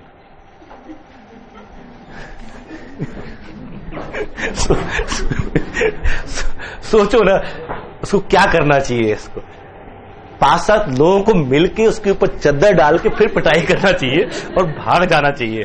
समझे? मतलब कुछ ऐसे नहीं जिनको गलत होने का सवाल ही पैदा नहीं होता। अगर वो होने का मतलब अपने सबका मजाक करना रखा है, अपना खुद का तो है ही, एग्जाम सिस्टम का भी। अब तुम पूछ लो कुछ भी, हम तो बताएंगे ही नहीं। ये वो है। तो ZM to ZN ये वो एक ये इसलिए कि बीच में क्या करना क्या होगा, हर ग्रुप के पास ना साइक्लिक सब ग्रुप होते हैं। हर ग्रुप के पास take any group, take any element, it will generate. So when homomorphism is preserved, this is also within that group, it should be preserved. ये हमने इसलिए अलग कर लिया कि कोई भी 2 ग्रुप उठाएंगे उनके अंदर भी तो साइक्लिक ग्रुप होते हैं ना। तो not Q implies not P। तो जो अगर पूरे ग्रुप पे प्रिजर्व्ड है तो विद इन ग्रुप भी तो प्रिजर्व्ड होना चाहिए, नहीं होना चाहिए? कुछ प्रॉपर्टी तो निकल के आएंगी ना। एक एलिमेंट की इमेज मुझे मालूम है तो उसके इससे जनरेट होने सारे एलिमेंट की इमेज मालूम होनी चाहिए मुझे, वहां मैं इसका इस्तेमाल कर सकता हूं। डन। दूसरा, मुझे मालूम चल जाए कि रेंज साइक्लिक आ रही है तो किसी एक ही एलिमेंट जनरेट हो रही होगी, नहीं हो रही होगी? अगर रेंज मेरी साइक्लिक किसी एक एलिमेंट जनरेट हो रही होगी तो हम वो एलिमेंट ढूंढने की कोशिश करें और फिर ये टेक्निक लगा के और कितनी ऐसी मैप हो सकती है जनरेट कर पाएंगी। So 10th is again very important कि if G is abelian, FG is abelian. If G is cyclic, then FG is cyclic. ये बड़े काम की है। काउंट करते समय ये भी ध्यान रखना होता है। काउंट करते समय ये भी ध्यान रखना होगा कि अगर G साइक्लिक है तो FG भी। मान लीजिए को प्राइम जो G डैश है ना, G डैश वो नॉन अबिलियन है, या suppose that is abelian, G dash is abelian, it doesn't have any element of order 10। Abelian तो है बट 10 ऑर्डर का एलिमेंट नहीं है। पता नहीं ऐसा कैसे हो सकता है, नहीं हो सकता। अबिलियन ग्रुप है और 10 डिवाइड कर रहा है तो 10 ऑर्डर का एलिमेंट भी होगा। क्यों होगा? वो कॉशियोसी कहते हैं, ठीक है, कि ऑर्डर 2 का एलिमेंट होगा। इशारे कर रहा इस तरफ है। ऑर्डर 2 का एलिमेंट होगा, ऑर्डर 5 का एलिमेंट होगा और AB गुड बोल रहे हो अबिलियन। आपको पता है ये तो रिजल्ट हम AB इक्वल टू BA होते ही order of AB divides LCM और कॉमन को प्राइम है तो इक्वल टू हो जाता है। ये रिजल्ट करके आए पीछे हम, तो 10 का होगा। इन अदर वे आउट हम देखते हैं, अगर G मेरा अबिलियन है तो FG को अबिलियन होना पड़ेगा और G साइक्लिक है तो FG को भी साइक्लिक होना पड़ेगा। अब देखना कि अगर मैं K4 है, E A B C, ये K4 है अबिलियन, ये Z4S 0 1 2 3 ये बना दूं मैं, क्या ये होमोमॉर्फिस होगी? क्योंकि रेंज पूरा ये बना दिया आपने। रेंज क्या बना दिया? पूरा ये, ठीक है। यहां पर ये अबिलियन, ये अबिलियन, बट यहां पर एक प्रॉपर्टी और यूज हो रही है जो ऑर्डर की, जो अबिलियन होने के साथ कि इन दोनों का ऑर्डर मेरा, इसका और इसका ऑर्डर 4 है जबकि इनका ऑर्डर 2 है। इसको इधर ले जाए, इसको इधर ले जाए तो तब लगता है चांस। लेकिन तब दूसरा लॉजिक, अगर इसको इधर ले जाएं, इसको इधर, तो वो प्रॉपर्टी सेव हो रही नहीं वाली और डिवाइड करने वाली प्रॉपर्टी तो मिल गई। लेकिन अब गड़बड़ क्या हो गया कि डोमेन मेरा साइक्लिक है और रेंज साइक्लिक नहीं है, तो यहां से निगेट हो जाएगा। तो मतलब कभी हम ऑर्डर से निगेट कर रहे हैं, कभी हम इन दो प्रॉपर्टी से कि अगर अबिलियन है, जैसे आप Z6 से S3 पे 6 एलिमेंट है ना, बनाओ 1 1 होमोमॉर्फिज्म तो रेंज में कितने आएंगे? 6। लेकिन कभी पॉसिबल नहीं है क्योंकि रेंज में 6 एलिमेंट अगर आ गए तो रेंज कैसा हो गया? पूरा S3 नॉन अबिलियन, ये कैसा है? अबिलियन। पॉसिबल नहीं है। अगर G मेरा अबिलियन है तो FG को अबिलियन होना पड़ेगा। क्यों? कि अगर X और Y मेरे FG के एलिमेंट हैं तो X मेरा होगा FA, Y होगा मेरा FB और XY equal to FA, FB, FAB, FBA, क्योंकि G मेरा अबिलियन है और AB किसके एलिमेंट है? G के। It is FB, FA, YX, है ना? तो अगर G अबिलियन है तो FG अबिलियन है, मैंने यहां पे प्रूफ कर लिया। ऐसी साइक्लिक प्रूफ कर सकते हो, एक एलिमेंट सारा जनरेट हो जाएगा। तो ये भी देखना होता है काउंट करने से पहले कि हम बनाने चल तो दिए, बट ये बनेगी कि नहीं बनेगी। खास तौर से जब आप 1-1 बनाते हो तो G प्राइम में बिल्कुल वैसा एक सब ग्रुप मिल जाता है जैसा कि डोमेन G है। यहां से आइसोमॉर्फिज्म का कॉन्सेप्ट शुरू हो रहा है। क्लियर है यहां तक? तो लिखिए, ये 10 प्रॉपर्टी हमारी होमोमॉर्फिज्म की, ये ध्यान रखना, सिंपल GCD।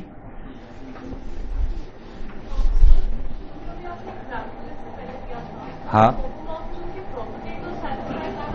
कौन सा नहीं कर रहा था वो? नहीं, अगर वो करता तो फिर सब कुछ हो जाता, फिर तो वो ही नहीं कर रहा था। आपने ध्यान नहीं दिया क्योंकि उसमें ऑर्डर 4 का एलिमेंट जो उसकी प्री इमेज ऑर्डर 2 है। ऐसा नहीं होता, अगर होमोमॉर्फिज्म होती है तो order of image divides order of pre image, तो 4 डजंट डिवाइड 2 ना। एक ग्रुप गारंटी ना हो। हाँ बिल्कुल, वैसे यहां भी नहीं हो सकता। दिस इज ऑब्वियस ना, P इंप्लाइज Q। अगर होमोमॉर्फिज्म है तो उसी ने तो प्रूफ किया है ना। नहीं, शायद क्या मालूम हो जाए किसी में नहीं होगा। ठीक है, ये जो स्टैंडर्ड रिजल्ट्स है ना, कभी नहीं पॉसिबल है कि डोमेन मेरा अबिलियन हो, range non abelian, domain cyclic हो, range non cyclic, not possible. जैसे Z16 से हम Z4 क्रॉस Z4 पे होमोमॉर्फिज्म बनाए तो रेंज कभी ये नहीं बन सकता। रेंज बनेंगे इसके सब ग्रुप, ये खुद नहीं बनेगा रेंज, जबकि दोनों में 66 एलिमेंट है, क्योंकि ये साइक्लिक है और ये साइक्लिक नहीं है। चलो, अभी भी साइक्लिक तो नहीं है ना, 2 और 8 का एलसीएम।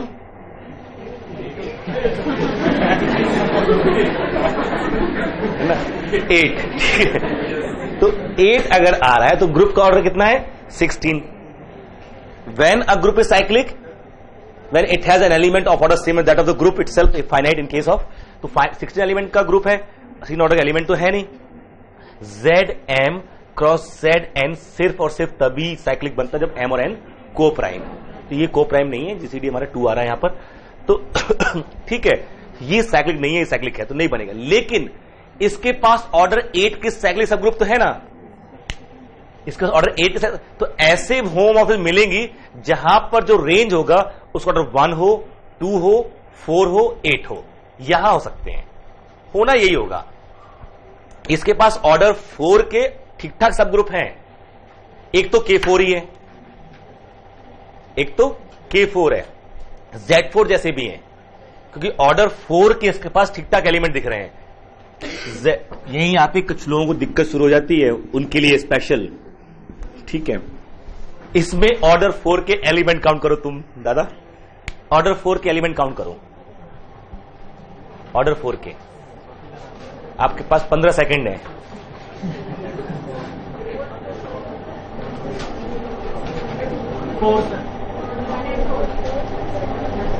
फोर पक्का?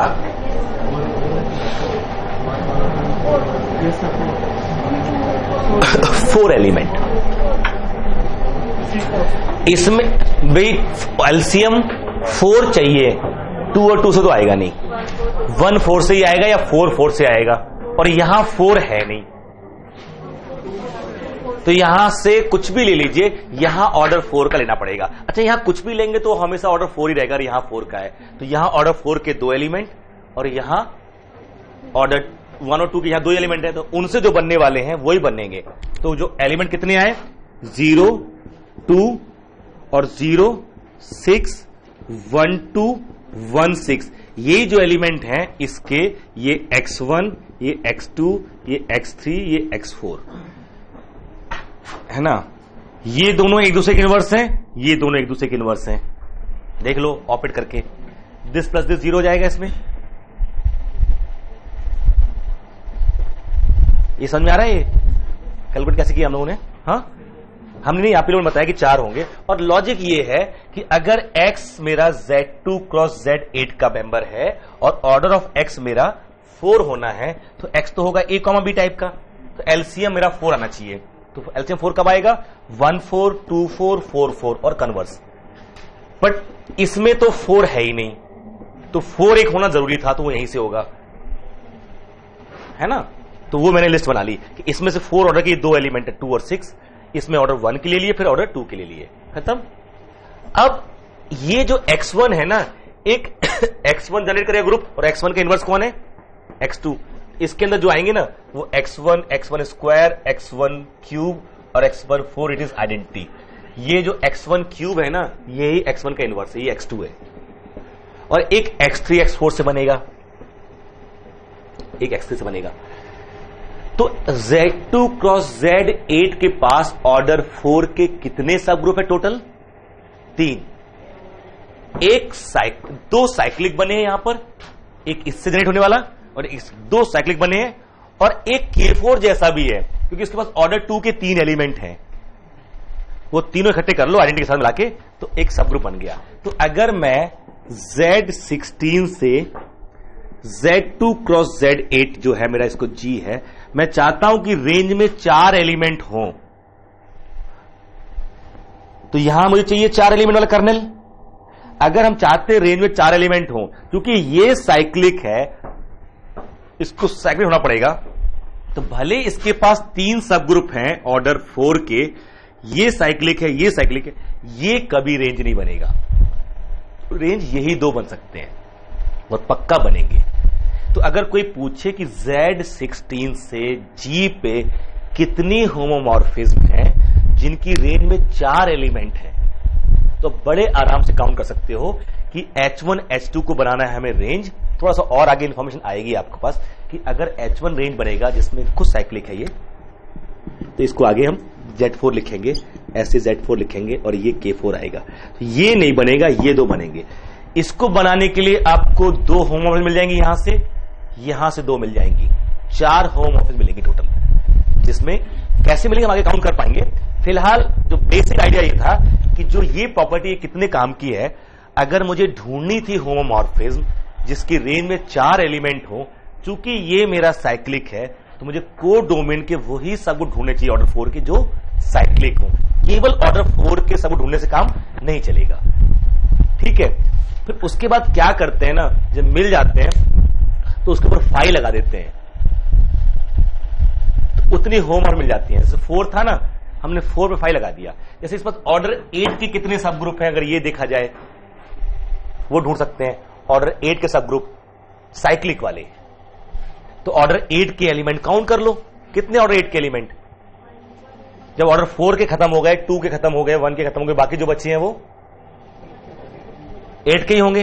तो और कितने ऑर्डर 8 के एलिमेंट? 4 3 7 और 1 8, 4 3 7 और 1 8, 8 होंगे।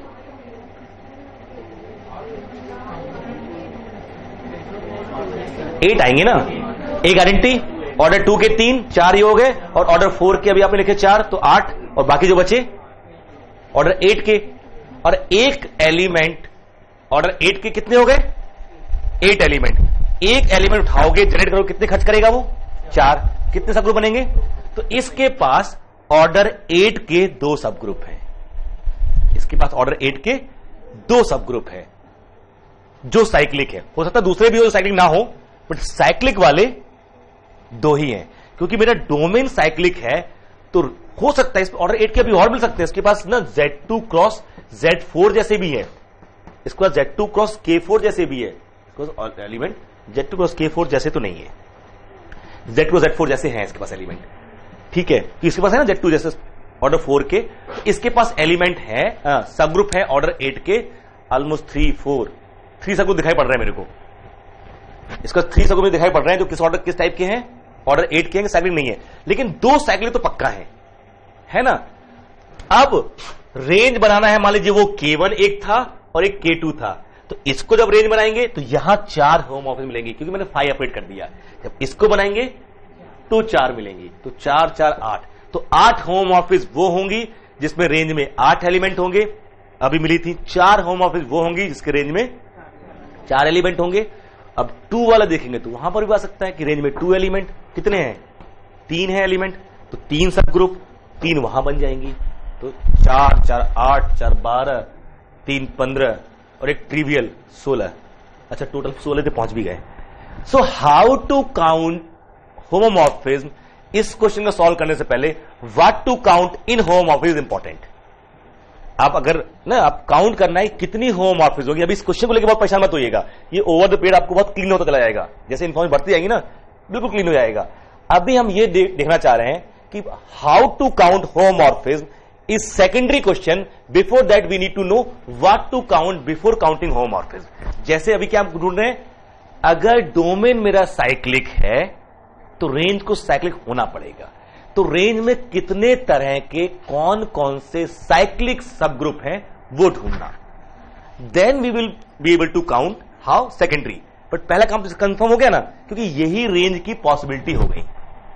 अगर मेरा जी अबिलियन है तो एफ जी मेरा, जैसे आपने S4 में देखा था ना, S4 में कितने सब ग्रुप थे? S4 में कितने सब ग्रुप थे? 30 सब ग्रुप थे।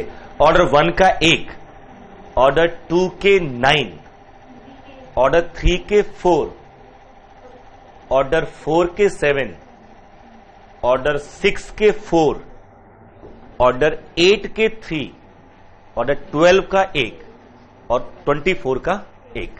सम करोगे 30 आ जाएगा। ये एग्जैक्टली यही है, इसमें हमने कोई गुणा भाग नहीं किया है।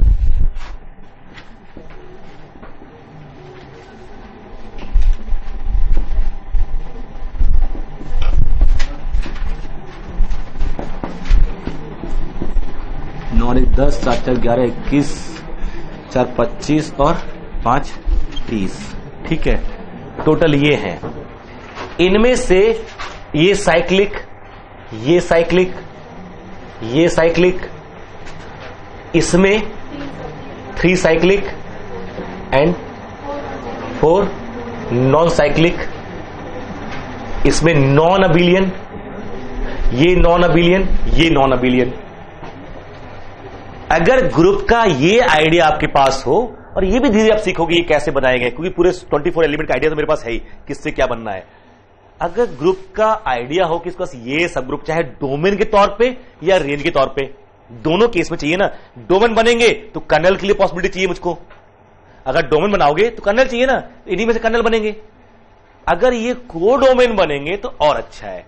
अगर ये S4 मेरा को डोमेन है तो इन्हीं में से कोई बनेगा रेंज। अगर मुझे देखना ZM से S4 पे होमोमॉर्फिज्म बनानी है तो इनके बारे में तो हम सोचेंगे भी नहीं कि ये कभी रेंज बनेंगे, और इनके बारे में भी नहीं सोचेंगे। जो सोचना है वो उन्हीं के बारे में, isn't it? कि कौन बनेगा रेंज। रेंज में ये होंगे या ये होंगे या ये होंगे या ये होंगे या ये होंगे। अच्छा, रेंज में कितने एलिमेंट होते कैसे निकालते हैं? ऑर्डर ऑफ G तो M upon order of kernel F, ये ढूंढना होगा। ये तो मिले, दिस इक्वल टू आइदर 1 2 3 और 4, ये 4 पॉसिबिलिटी आई। तो M क्या होना चाहिए कि ये 1 आए। कर्नल F क्या होना चाहिए, उसी फॉर्मेट में नहीं आ रहा है। M अगर मान लीजिए, क्या M 10 हो सकता है? क्यों नहीं हो सकता? अगर M 10 होगा, Z 10 की बात करें, कर्नल F में 2 एलिमेंट आएंगे, 5 एलिमेंट आएंगे। अगर M 10 है तो कर्नल F में फिक्स हो गया 5। अगर M 100 है तो कर्नल F में क्या आ सकता है? 50 से ये आ जाएगा और 25 से ये आ जाएगा। 2 पॉसिबिलिटी आ गई है ना। तो ये आइडिया लगना शुरू हो जाएगा हमको कि ZM से S4 पे कितनी बनेंगी। बट ये समझ में आ रहा है ना कि कैलकुलेशन कहीं और से जाके, डायरेक्ट फार्मूले हैं आपके पास, आपकी बुकलेट है, पूरी लिस्ट दी हुई है, इससे इससे इतने होते हैं। But try to understand so that you can retain, कि ना याद तभी रहेगा। ये मैंने तो है GCD, कुछ नहीं आए तो GCD, भले सही हो या गलत हो, ठीक है, सिंपल GCD। बट ये जो इंप्लीकेशन है बड़े काम के हैं। हम आगे ना क्वेश्चन ग्रुप पढ़ेंगे GYH, इससे FG का आइडिया लगता है कि FG कैसा होने वाला है। इससे हमें लगेगा इसका आइडिया FG का GYH से। तो ये H जो कर्नल बनने वाला है उस पर भी कंस्ट्रेंट आ गया कि एच, जैसे अभी ना ये हो सकता है, अभी तो ये पॉसिबिलिटी आई, फिर इनमें से भी कोई पॉसिबल है नहीं, वो भी कंफर्म करेंगे तो और कम हो जाएंगी पॉसिबिलिटी, फाइनली फिर काउंट करते हैं। ठीक है, चलिए नेक्स्ट टर्म आइसोमॉर्फिज्म। आइसोमॉर्फिज्म हम लोग केवल 1-1 यूज करते हैं, ज्यादातर लोग ऑन टू भी करते हैं, फॉर टाइम बिंग हम लोग भी ऑन टू कर लेते हैं। Isomorphism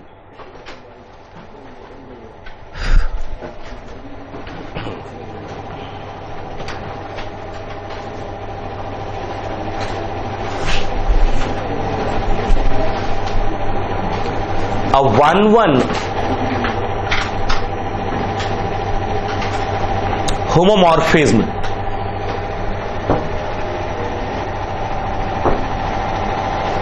is defined as isomorphism। बस जनरली लोग ऑन टू लिखते हैं, हम लिखते हैं। मोनोमॉर्फिज्म का टाइम खत्म हो गया, अब कोई यूज नहीं करता मोनोमॉर्फिज्म। पहले होता था मोनोमॉर्फिज्म, हैप्पीमॉर्फिज्म, एंडोमॉर्फिज्म, और अब मोनोमॉर्फिज्म कोई यूज नहीं करता। बट 1-1 होमोमॉर्फिज्म, और सी अगर मैंने ऑन टू यूज करूं साथ में डेफिनेशन में, जिन्होंने भी यूज किया है ना, ये बेसिकली जो एब्स्ट्रैक्ट अलजेब्रा का फंडामेंटल है वही रॉन्ग कर रहे हो। जो पर्पस है ना वो 1-1 ऑन टू में नहीं है, पर्पस है आइसोमॉर्फिज्म का दो ग्रुप को आइडेंटिकल शो करना। आप होमोमॉर्फिज्म जब बात करते हो केवल रेंज की बात करते हो ना, उसके बाहर तो वैसे भी नहीं मालूम आपको क्या होने वाला है। इसलिए 1-1 homomorphism called isomorphism, and then the homomorphic image, that is FG, then किसको बोला है हमने होमोमॉर्फिक इमेज? डिफाइन किया था ना शुरू में, if F is homomorphic G to G prime, FG is called homomorphic image। बताया था शुरू में ना ये, है ना, कि F अगर G to G prime है तो हम इसको बोलते हैं होमोमॉर्फिक इमेज। तो आपने क्या लिखा है? 1-1 homomorphism is called isomorphism, and then the homomorphic image FG is called isomorphic image।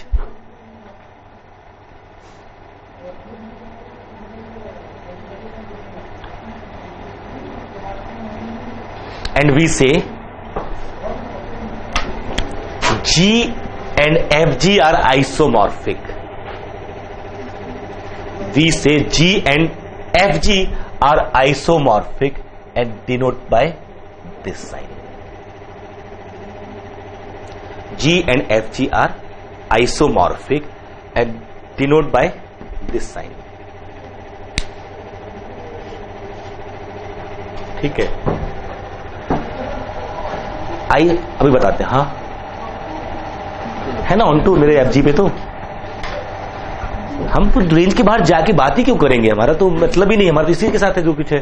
1-1 is requirement, not onto. अब लिख लेते हैं ना उसको। Next isomorphic group.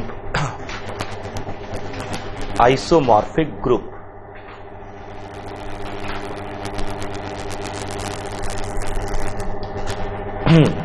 isomorphic groups, two groups are said to be isomorphic। Two groups are said to be isomorphic if there exists a 1-1 onto homomorphism between them। Two groups are said to be isomorphic if a 1-1 onto homomorphism, if there exists 1-1 onto homomorphism between them। तो मेरा वही तो हुआ ना कि अगर मेरा 1-1 भी है तो ग्रुप मतलब domain and range are isomorphic. बाहर के उसको मतलब नहीं है। आपको अगर दिखाना है दो ग्रुप आइसोमॉर्फिक हैं तो ऑब्वियसली आपको ऑन टू ढूंढना ही पड़ेगा। Why to go for onto as a definition of isomorphism? हम मैप की बात कर रहे हैं ना कि रेंज की बात, को डोमेन और डोमेन की बात कर रहे हैं। आपने देखा होगा, अगर पढ़ेंगे अब R2 और R3 में जब फंक्शन पढ़ते हैं ना, function of two variable R2 to R2 या Rn to Rm, वहां पर हम इन्वर्टिबल के लिए कभी भी ऑन टू का जिक्र भी नहीं करते। हमारे लिए 1-1 इंपॉर्टेंट है। कहीं पर भी बात करो ना इन्वर्टिबिलिटी पे, हम 1 1 की बात करते हैं, एक बार 1 1 कंफर्म हो जाए मेरी टेंशन खत्म। मेरा फंक्शन 1 1 है ना x पे, तो x और f(x) के बीच में इन्वर्टिबल है, क्योंकि अब f(x) डोमेन क्यों कोडोमेन ले रहा हूं मैं, तो पूरा रेंज क्या ले रहा हूं, मैंने रेंज खा लिया, तो अब f(x) तो ऑन टू हो ही जाएगा ऑटोमेटिकली ना। So we don't go for onto majorly. Invertibility dimension मतलब रियल में R2 to R3 Rn to Rm, अगर मैं इन्वर्टिबिलिटी की बात कर रहा हूं तो ऐसा होल इन्वर्टिबिलिटी लीनियर ट्रांसफॉर्म बात नहीं कर रहा हूं, फंक्शन की। कहीं पर भी आपको ग्लोबल इन्वर्टिबिलिटी नहीं मिलनी, वो 1 1 केवल R में होता है, R2 R3 में जाओगे ना तो ग्लोबल इन्वर्टिबिलिटी की बात नहीं होती, लोकल इन्वर्टिबिलिटी की बात होती है। वो लीनियर ऑपरेटर की होती है, वो कभी भी वो ऑपरेटर की होती है, ट्रांसफॉर्मेशन वहां पे नहीं करते। Rn to Rm कहां से इन्वर्टिबल बनाओगे जब तक n इक्वल टू m नहीं होगा, linear operator Rn to Rn same dimension, singular and non singular जो टर्म दिए गए है ना वो लीनियर ऑपरेटर के लिए दिए गए, ट्रांसफॉर्मेशन तो एक्सटेंशन हो गया ना वो तो उसका, और n पे जा रहा है देन लीनियर तो रह सकता है। हाँ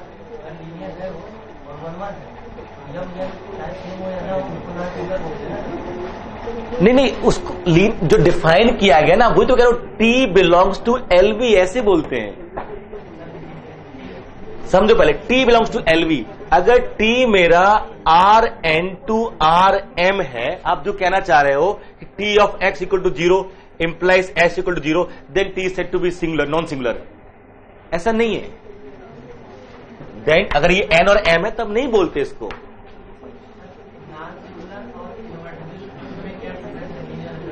लीनियर अलजेब्रा में इन्वर्टिबल नॉन सिंगुलर एक साथ यूज किया गया है, FDVS के लिए एक साथ यूज किया गया हमको। इन्वर्टिबिलिटी जो बोलते हैं ना, following statement are equivalent, T is 1 1, T is on 2, T is non singular, T is invertible, nullity 0, rank n, ये सब इकट्ठा तभी एक साथ आता है जब वो Rn to Rn हो। अगर आप ये बोल रहे हो तो n इक्वल टू m तो अपने आप आ जाएगा। हाँ वहां यही लिखा गया है, लीनियर ऑपरेटर, फिर आप ट्रांसफॉर्मेशन ऑपरेटर, इसके लिए n और m सेम हो जाएंगे। एनीवे लीनियर ऑपरेटर से ज्यादा इंपॉर्टेंट आपका रियल एनालिसिस में, जब आप f फ्रॉम R to हम बात करेंगे कभी भी, R2 to R2 जब फंक्शन बनाते हो ना, real analysis function of 2 variable, ये कभी नहीं बोलता कि यहां पर ये f(s2) s, ये मान लीजिए यहां s2 R2 आ रहा है, इस s के ऊपर इन्वर्टिबल, ये भी बात नहीं करता वो कहता है इसका एक पॉइंट लेगा a, b, फिर कहेगा इसकी अराउंड डिस्क मिलेगी कि नहीं मिलेगी जहां वो इन्वर्टिबल होगा। हाँ आप कहोगे हम तो वैसे भी नहीं कह रहे, हमारे लिए लीनियर, अरे तुम लोग मजे कर रहे हो हमारे, नहीं हम इसलिए मैं कह रहा हूं ना, Rn to Rm 3x5 मेरे लिए ऑपरेटर है ही नहीं, मेरा ट्रांसफॉर्मेशन है, तो ऑपरेटर मतलब Rn to Rn। रिमेंबर इन्वर्टिबिलिटी है जो कंसेप्ट आदमी है, तो remember one thing, the term is defined for what, ये सबसे इंपॉर्टेंट है। डेफिनेशन तो बात की बात है, we need initially the what are the ingredient, कि हम किस पे क्या टर्म डिफाइन करते हैं। ग्लोबल इन्वर्टिबिलिटी, लोकल इन्वर्टिबिलिटी, ये टर्म है, बड़ा इंपॉर्टेंट टर्म आपका क्वेश्चन है ये, लोकल इन्वर्टिबिलिटी और ग्लोबल इन्वर्टिबिलिटी। आप ना Rn से Rm पे इन्वर्टिबिलिटी की बात कर सकते हो, बट f की इन्वर्टिबिलिटी बात नहीं होगी, f की लोकल इन्वर्टिबिलिटी की बात होगी, वो भी रियल आंसर्स में। लीनियर अलजेब्रा तो वो भी नहीं होता, समझे, लीनियर अलजेब्रा में इसकी बात ही नहीं होती। 1 1 इंप्लाइज ऑन टू पढ़ा है ना, 1 1 इंप्लाइज ऑन टू कहां होता है, दोनों सेट ना फाइनाइट डायमेंशनल भी नहीं, सेम डायमेंशनल Rn, और इवन दोनों की कार्डिनलिटी सेम हो जाए तब भी नहीं कह सकते। फाइनाइट केस में फंक्शन नॉर्मली, और लीनियर ऑपरेटर की बात कर रहे हो, लीनियर ऑपरेटर की, तो 1 1 इंप्लाइज ऑन टू मींस इन दोनों की डेफिनेशन, दोनों की डायमेंशन सेम है, तभी Sylvester law rank plus nullity equal to dimension of domain, वो तभी कहां एप्लीकेबल है Sylvester law, linear operator transformation बात करते हो ना, तो लीनियर ट्रांसफॉर्मेशन सिल्वेस्टर लॉ लगाते हो, लेकिन ये इंप्लीकेशन है ना ये ऑपरेटर पे है। समझ में आया ना, इसको m अलग लिखोगे 3 और 5 तो कभी नहीं यूज कर पाओगे उसको। 1 implies onto implies invertibility implies 8 है ऐसे रिजल्ट, हम आपको कभी लिखेंगे जब पढ़ेंगे, लीन पढ़ेंगे। बट यहां पर जो हम बात करें ना, क्या किसको इंप्लाई कर रहा है, इस एफ की इन्वर्टिबिलिटी की बात हम कर सकते हैं कब, जब ये 1-1 हो जाए खत्म, हर सब ग्रुप अपने आप में ग्रुप होता है। बड़ा ज्ञान है ये, ठीक है। तो हमारा इंटरेस्ट केवल एफ जी में हो तो भी चलेगा, नहीं चलेगा, दिस इज ग्रुप, इसका सब ग्रुप है बट मेरे लिए ग्रुप है। अब मेरा जो एफ है G2FG बन गया, 1-1 था, इसको फोकस करके मैंने क्या बना लिया, onto. Now this is G, this is G1, और G और G1 के बीच में मुझे एक मैप मिल गया जो 1-1 भी है, ऑन टू भी है। By my definition G and FG are isomorphic. मैंने एग्जैक्टली वही लिखा है कि अगर FG से G प्राइम पे 1-1 हो जाएगा, मैं इसको आइसोमॉर्फिक बोल दूंगा। मैं ये नहीं कहूंगा कि G and G1 are isomorphic, G prime आइस, मैं तो ये नहीं बोल रहा हूं। हां, ये जरूर बोलूंगा G and FG are isomorphic. और जब ग्रुप आइसोमॉर्फिक होते हैं ना, तो वो आइसोमॉर्फिक होते हैं। ये बड़ी प्रॉपर्टी है आइसोमॉर्फिक, लिख लीजिए इसको। मतलब आइसोमॉर्फिक होना क्या कहलाता है, मैंने ऐसे ही नहीं कहा मजाक में, आइसोमॉर्फिक होना बड़ी प्रॉपर्टी है। मतलब ये कहें कि जब हमने होमोमॉर्फिक स्टार्ट किया ना, तो कहते हैं ग्रुप शुरू हो गया। अलजेब्रा स्टार्ट होती है कहां से, होमोमॉर्फिक से। आज अलजेब्रा थोड़ी सी और बड़ी हो गई, ठीक है, वो लिखिए, नोट लगाइए, इसको समझने की कोशिश करना, इसका मतलब क्या है। When two groups are isomorphic,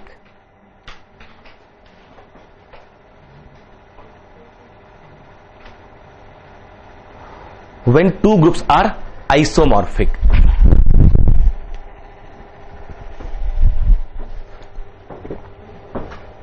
मतलब क्या हुआ, कहीं कोई एक मैप मिल चुका होगा जो 1-1 भी होगा, ऑन टू भी होगा, प्रिजर्व भी होगा।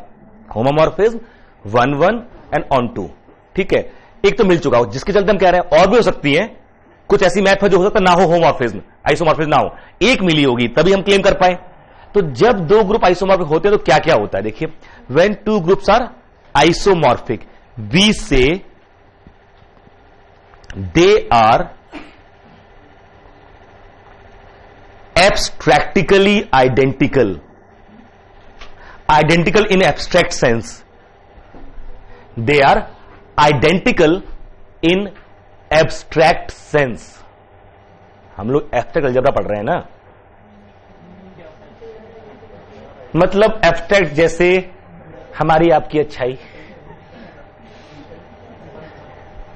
इंटेंजिबल समथिंग, प्रॉपर्टीज है ना, जो एडजेक्टिव्स जनरली एब्स्ट्रैक्ट होते हैं। बताते हैं इसका मतलब क्या क्या हो सकता है।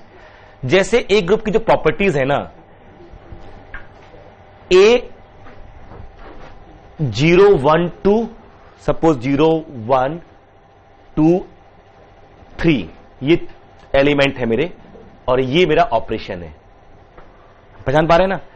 इसको आज से बोलना शुरू करेंगे, 0 को हम तो बोलेंगे 1, किसी को दिक्कत नहीं होनी चाहिए। इसको बोलेंगे -1, इसका नाम रख दिया I, इसका नाम रख दिया -I, ठीक है। अब ये जो रीनेमिंग है ना, इससे हो क्या रहा है कि अब इसको इससे ऑपरेट करोगे ना, तो जो रिजल्ट आ रहा है यहां पर इसको इसको ऑपरेट करके वही रिजल्ट आना चाहिए जिसको नाम दिया गया है। अगर इसको इसको ऑपरेट करके ये आया, तो इसको इसको ऑपरेट करके ये आना चाहिए। और ये मेरा जो फोर्थ रूट ऑफ यूनिटी है, और ये ordinary multiplication of complex numbers, वो भी डिफाइन कर ले साथ में। तो by renaming the element of one group we can find the other. Abstract मतलब इसमें इतने एलिमेंट इस ऑर्डर के हैं। हमारे इंटरेस्ट एलिमेंट में नहीं है, कौन से एलिमेंट, क्या टाइप है एलिमेंट का, किस में इंटरेस्ट है, order, commutativity, counting, how many of this और दैट ऑर्डर। ये सारी एब्स्ट्रैक्ट प्रॉपर्टीज है जिसका ऑपरेशन से कोई लेना नहीं है। जब हमें टाइम जो पता हो कि ये एलिमेंट इस टाइप का है और इस तरह से ऑपरेट हो रहा है, इसमें हमारा इंटरेस्ट है नहीं। हम तो ये देख रहे हैं किस किस को खुद से ऑपरेट करने पे आइडेंटिटी बन जाते हैं। मतलब सेल्फ इनवर्स एलिमेंट, कितने सेल्फ इनवर्स एलिमेंट हैं, ये एब्स्ट्रैक्ट है। कौन सेल्फ इनवर्स है, ये एब्स्ट्रैक्ट नहीं है ना। So when two groups are isomorphic we say the groups are identical in abstract sense और एब्स्ट्रैक्टिकली आइडेंटिकल, ऐसे बोलते हैं। और हम आपकी अपनी लैंग्वेज बात करें अगर, तो that is they represent the same object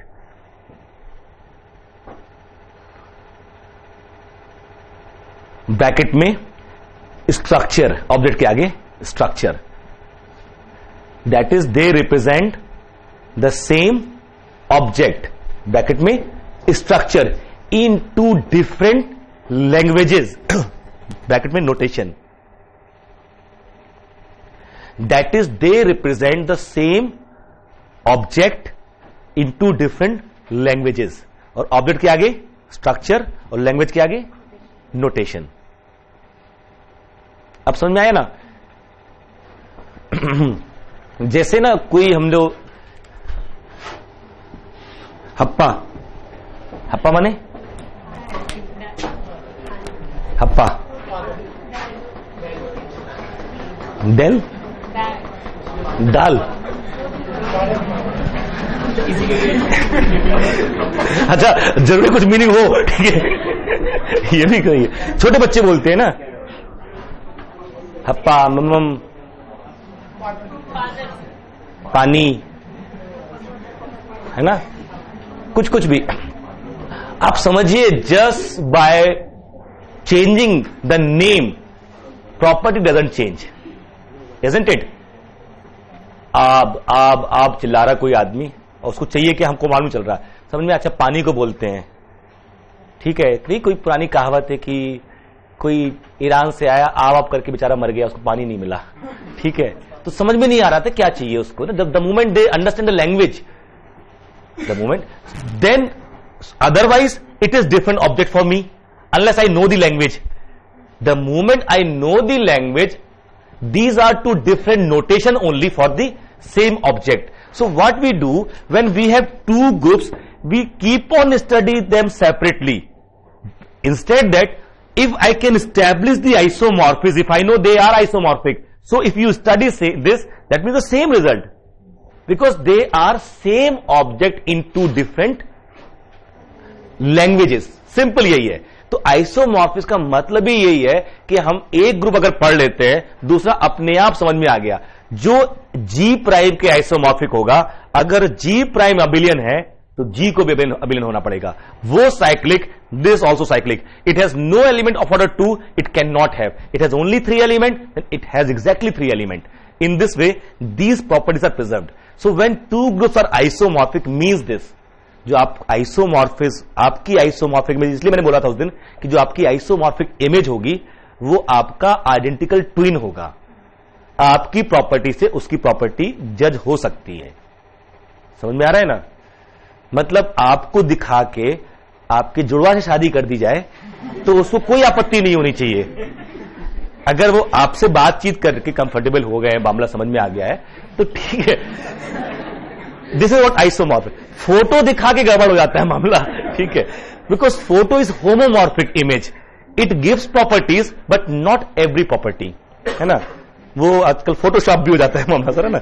so your photograph is your homomorphic image, your identical twin is your isomorphic image. So why we study isomorphism? when there are n number of structures and I know they all are isomorphic in this sense or that sense, I study one group, all the other groups are automatically studied. वो इसके बारे में बात कर रहा है, मैं इसके बारे में बता रहा हूं उसको, और आंसर बिल्कुल ठीक हो रहा है। Isn't it? तभी हो सकता है ना कि अगर आप आइसोमॉर्फाइज कर पाओ। Got the idea? तो एक ग्रुप से दूसरे ग्रुप के बारे में पूरा आइडिया मिल जाएगा प्रोवाइडेड दे आर आइसोमॉर्फिक। जैसे अगर आपने ये देखा कि G to G prime 1 1 on 2, अगर आपने ये मैप डिफाइन कर लिया और F A B equal to F A F B दोनों प्रिजर्व भी कर गए और 1 1 on 2 भी हैं, then G and G prime are isomorphic. एक तो ये आ गया, बट इसमें एक चीज और प्रिजर्व हो गई कि ऑर्डर ऑफ ए और ऑर्डर ऑफ एफ ए बिल्कुल सेम हो जाएगा, ये भी प्रिजर्व कर जाएगा। अगर ये 1 1 है तो फिर ये अभी क्या हो रहा था, डिवाइड कर रहा था, अब चूंकि 1 1 है तो अब ये इक्वल होना पड़ जाएगा। नहीं, अगर इक्वल नहीं हुआ तो दो एलिमेंट की इमेज सेम हो जाएगी, उससे पहले आइडेंटिटी बन जाएगा वो। मतलब order of F A equal to suppose M and order of A equal to N, ये मान लीजिए हमारे पास है। एफ होमोमॉर्फिज्म में और 1 1 भी है। देखना, एक तो ये मुझे पता चल ही रहा है कि M divides N by homomorph property, means M is less than equal to N. Now look at here, f of a to the power m equal to f of a to the power m। ठीक है, f एक order कितना है m, तो ये कितना होगा, identity होगा ये तो। फिर यहां से ये क्या है मेरा 1 1, तो किसकी में आइडेंटिटी हो सकती है, केवल आइडेंटिटी की। तो a to the power m should be identity, so order of a should divide m, that means n divides m, that means n is less than equal to m, m equal to n। तो under isomorphism एक ये property fix हो जाती है। दूसरी, kernel f में singleton e ही आएगा, केवल कर्नल f में सिंगलटन e ही आएगा, because it is 1 to 1 map ना। कर्नल f में अगर 2 एलिमेंट 2 to 1 हो जाएगा, कर्नल f में अगर एक एलिमेंट है तो मेरा ये, और it is if and only if. समझ में आ रहा ना, आइसोमॉर्फिज्म में दोनों ऑब्जेक्ट हमारे, दोनों जो स्ट्रक्चर्स हैं वो सेम हो जाते हैं। लिख लीजिए आगे, नोट कर लीजिए उसी के आगे उसमें, when two groups are isomorphic, पहला नोट ऑब्जर्वेशन हो गया हमारा, when two groups are isomorphic we say they are same object in two different languages, ये पहला ऑब्जर्वेशन है। दूसरा, when two groups are isomorphic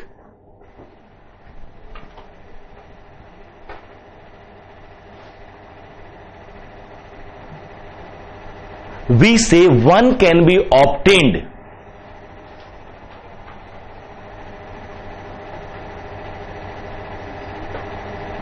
one group can be obtained by renaming the elements of the other group। अगर कोई दो isomorphic होते, if two groups are isomorphic we say one group can be obtained by renaming the elements of other group। ठीक है, पक्का। तीसरा observation about isomorphic group,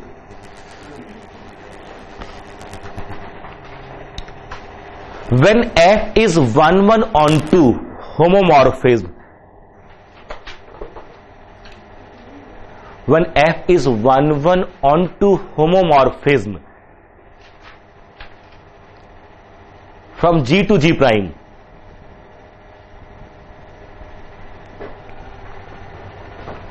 then under F, ये बड़ा वेग सा स्टेटमेंट है बट हजम कर लेना,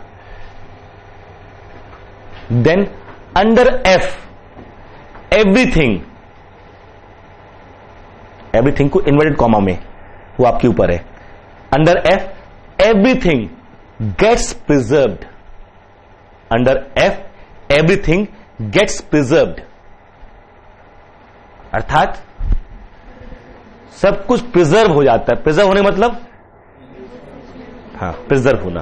ठीक है, जैसे एक ये हुआ ना, इसे कहते हैं ये, जैसे ऑर्डर प्रिजर्व हो गया, जो ऑर्डर ए का है वही ऑर्डर एफ ए का है।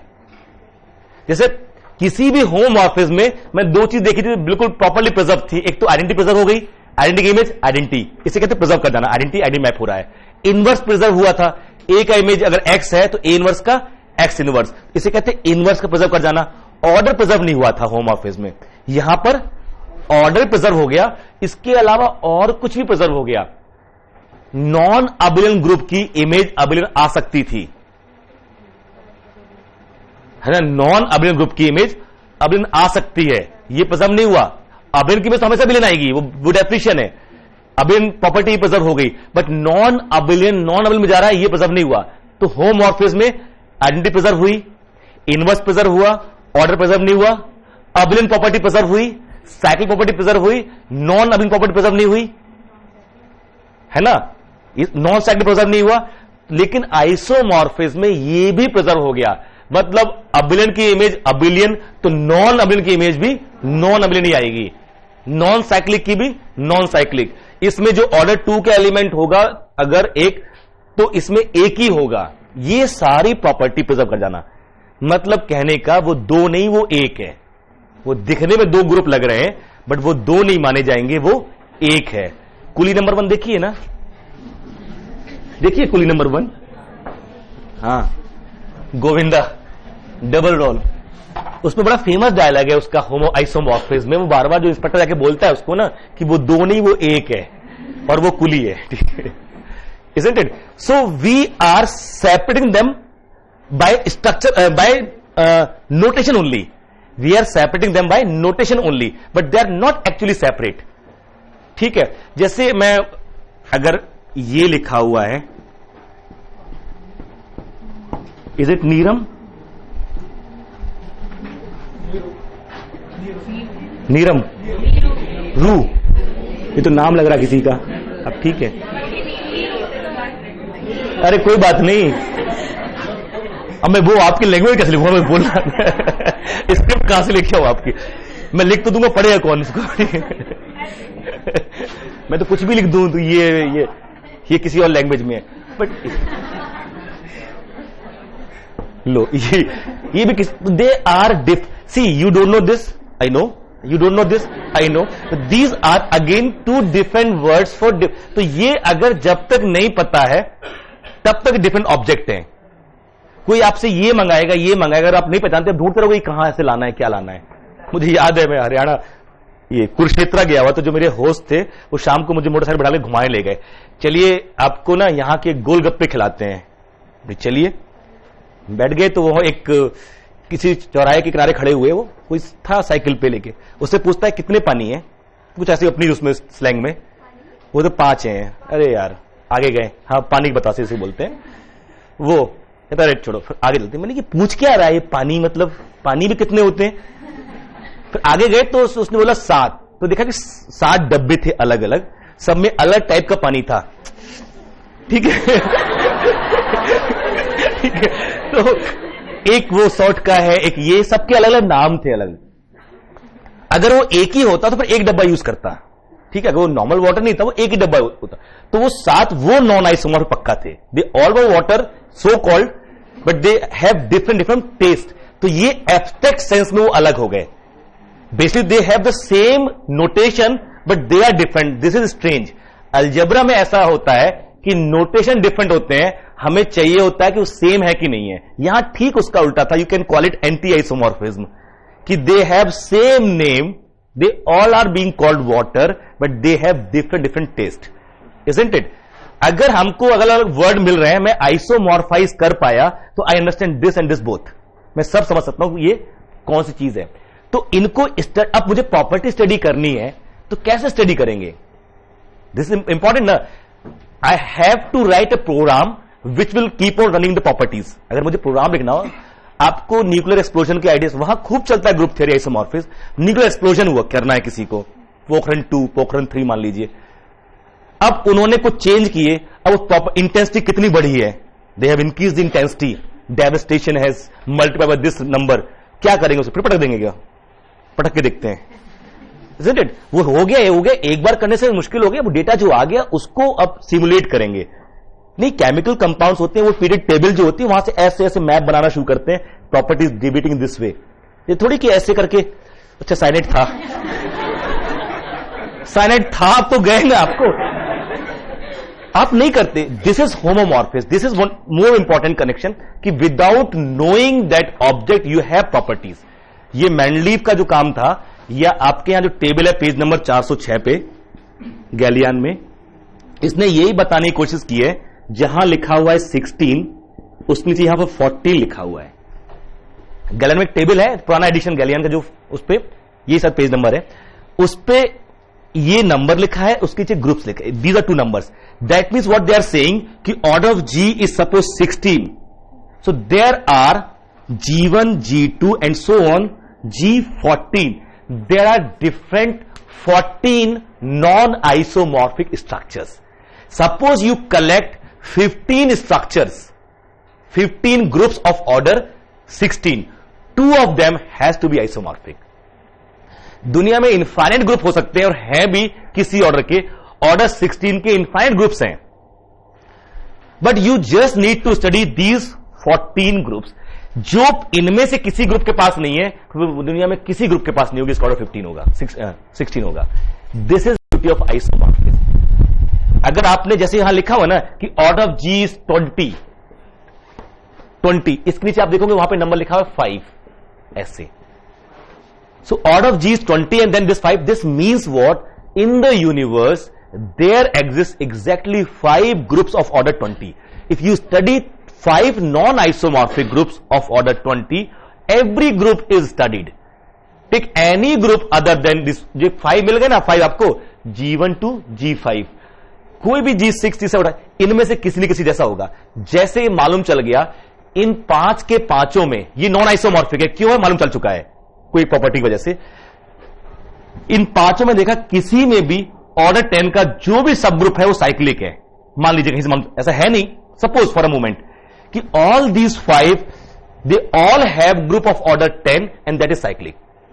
तो अब दुनिया में कोई भी आप बनाओगे उसके पास भी होना होगा, उसके पास भी हो. This is the property of isomorphism. You are getting my point कि what we mean by isomorphism. इससे पूरा ग्रुप कैरेक्टराइज हो जाता है कि ये ग्रुप. और जैसे वहां पर कोई 64 का पूछे तो बड़ा मुश्किल है. कितने बनाए थे? 263 या 67? 64 के 267 होगी किसी के पास बुक? 256 तो 56,000 है. 256 के तो बहुत हैं. अगर 256 ऑर्डर लोगे ना तो वो तो 56,092 परहैप्स है ना. किसी के पास याद भी हो जाएगा. गैलियन, बाप रे, निकल आओ निकल आओ. कोई बुक तो हुई क्लास में? ऐसा मत करो यार, एक भी बुक नहीं है क्लास में. ऐसा नहीं हो सकता, पॉसिबली नहीं है. दे नहीं रहे वो अलग बात है, ठीक है. क्लास में बुक ना हो ऐसा कैसे हो सकता है? Galleon present sir. How it is possibly class में कोई बुक नहीं है? I am feeling honoured. गलत बात है, क्लास बुक लेके आया करो भाई, ये बिल्कुल गलत है. एनीवे, 64 ऑर्डर के कितने नॉन आइसोमॉर्फिक ग्रुप बना सकते हो? इसका मतलब क्या हुआ? एक ना एक प्रॉपर्टी वेरी कर जाना है आपके पास मोबाइल में. अरे सही है, 267 ना. हाँ तो फिर ठीक है, यही है. तो इतने सारे ग्रुप, अगर कोई 65 का है तो उसके नीचे 1 लिखा हुआ है, मतलब 65. और एक तो Z65 आप जानते भी हो, एक तो ग्रुप आप खुद ही पहचानते हो. अगर इसके जो 1 लिखा है इसका मतलब यह है अगर आप Z65 पहचानते हो ना तो दुनिया का हर ग्रुप जानते हो जिसका ऑर्डर 65 है. इसकी सारी प्रॉपर्टी ही उसके पास होंगी, क्योंकि ये साइक्लिक है तो उसको भी साइक्लिक होना पड़ेगा. ये साइक्लिक है ही ना. अगर 65 के नीचे 1 लिखा हुआ है, एक तो मैं जानते ही जानता हूं यहां पर. तो जैसे 15 के नीचे लिखा हुआ है 1 है ना, 6 के नीचे लिखा हुआ है 2, तो 2 तो मैं खुद ही जानता हूं, एक Z6 और एक S3. आपस में आइसोमॉर्फिक है नहीं, उसने लिख दिया नीचे 2. तो ये कहना चाह रहा है 6 के 2 ही होते हैं नॉन आइसोमॉर्फिक. यानी मैं ये 2 स्टडी कर लूं, सारे स्टडी हो गए. तीसरा जो भी आएगा या तो इसके जैसा होगा या इसके जैसा होगा.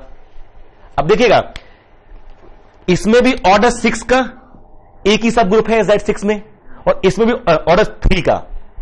इट हैज ओनली 1 सब ऑर्डर 3, इट हैज ओनली 1 सब ऑर्डर 3. इन दोनों पास एक ही एक है. अब मैं बड़े आराम से कह सकता हूं कि कहीं भी कोई भी ग्रुप ऑर्डर 6 का होगा, इट हैज ओनली 1 सब ग्रुप ऑर्डर 3, क्योंकि ये 2 मुझे पता है. और तीसरा इनमें से किसी न किसी के आइसोमॉर्फिक होगा ही होगा. Clear?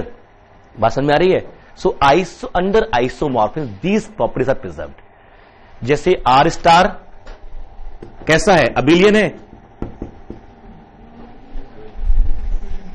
Abelian ordinary multiplication. C star, but they are not isomorphic. Q plus Q star dot, they are not isomorphic. ये तो इसलिए कि इनके बीच 1-1-2 मैप ही नहीं मिलेगी. एक काउंटेबल एक अनकाउंटेबल, एक काउंटेबल एक अनकाउंटेबल, तो 1-1-2 तो मैप ही नहीं मिलने वाली है. तो ये तो साफ साफ है आइसोमॉर्फिक नहीं है. ये भी नहीं है, ये भी नहीं है, ये भी नहीं है. बट ये 2 भी नहीं है. दोनों नॉन साइक्लिक है, दोनों नॉन अबिलियन है, दोनों काउंटेबल इनफाइनाइट है, फिर भी ये आइसोमॉर्फिक नहीं है. क्योंकि आइसोमॉर्फिक में सब कुछ प्रिजर्व हो जाता है. एक भी चीज ऐसी नहीं हो सकती है ऑपरेशनल टाइप जो एक के पास दूसरे पास नहीं हो. जैसे इसमें -1 है जिसको ऑपरेट करते ही 1 आ जाता है, यानी ऑर्डर 2 का एलिमेंट. इसमें एक भी एलिमेंट का ऑर्डर 2 नहीं है. It has 1 element other than identity which is self inverse. It doesn't have any element. Other than identity which is self inverse. एक मिल गया एक्सटर्नल। तो कई बार हम ऐसे भी ढूंढने की कोशिश करते हैं कि ये नॉन आइसोमॉर्फिक है। क्लियर हो गया? ठीक है, अब रिवीजन करके आइए अगली क्लास में सारा अलजेब्रा का जितना अब तक पढ़ा है। अलजेब्रा मान लीजिए आपकी स्टार्ट हो चुकी है अब। ठीक है, मतलब S4 में जैसे आज मैंने कहा ना काउंटिंग का, S4 के सब ग्रुप, S3 के सब ग्रुप, A4 के सब ग्रुप, ये सब लिख के लाना अगली बार। ठीक है, मिलते हैं।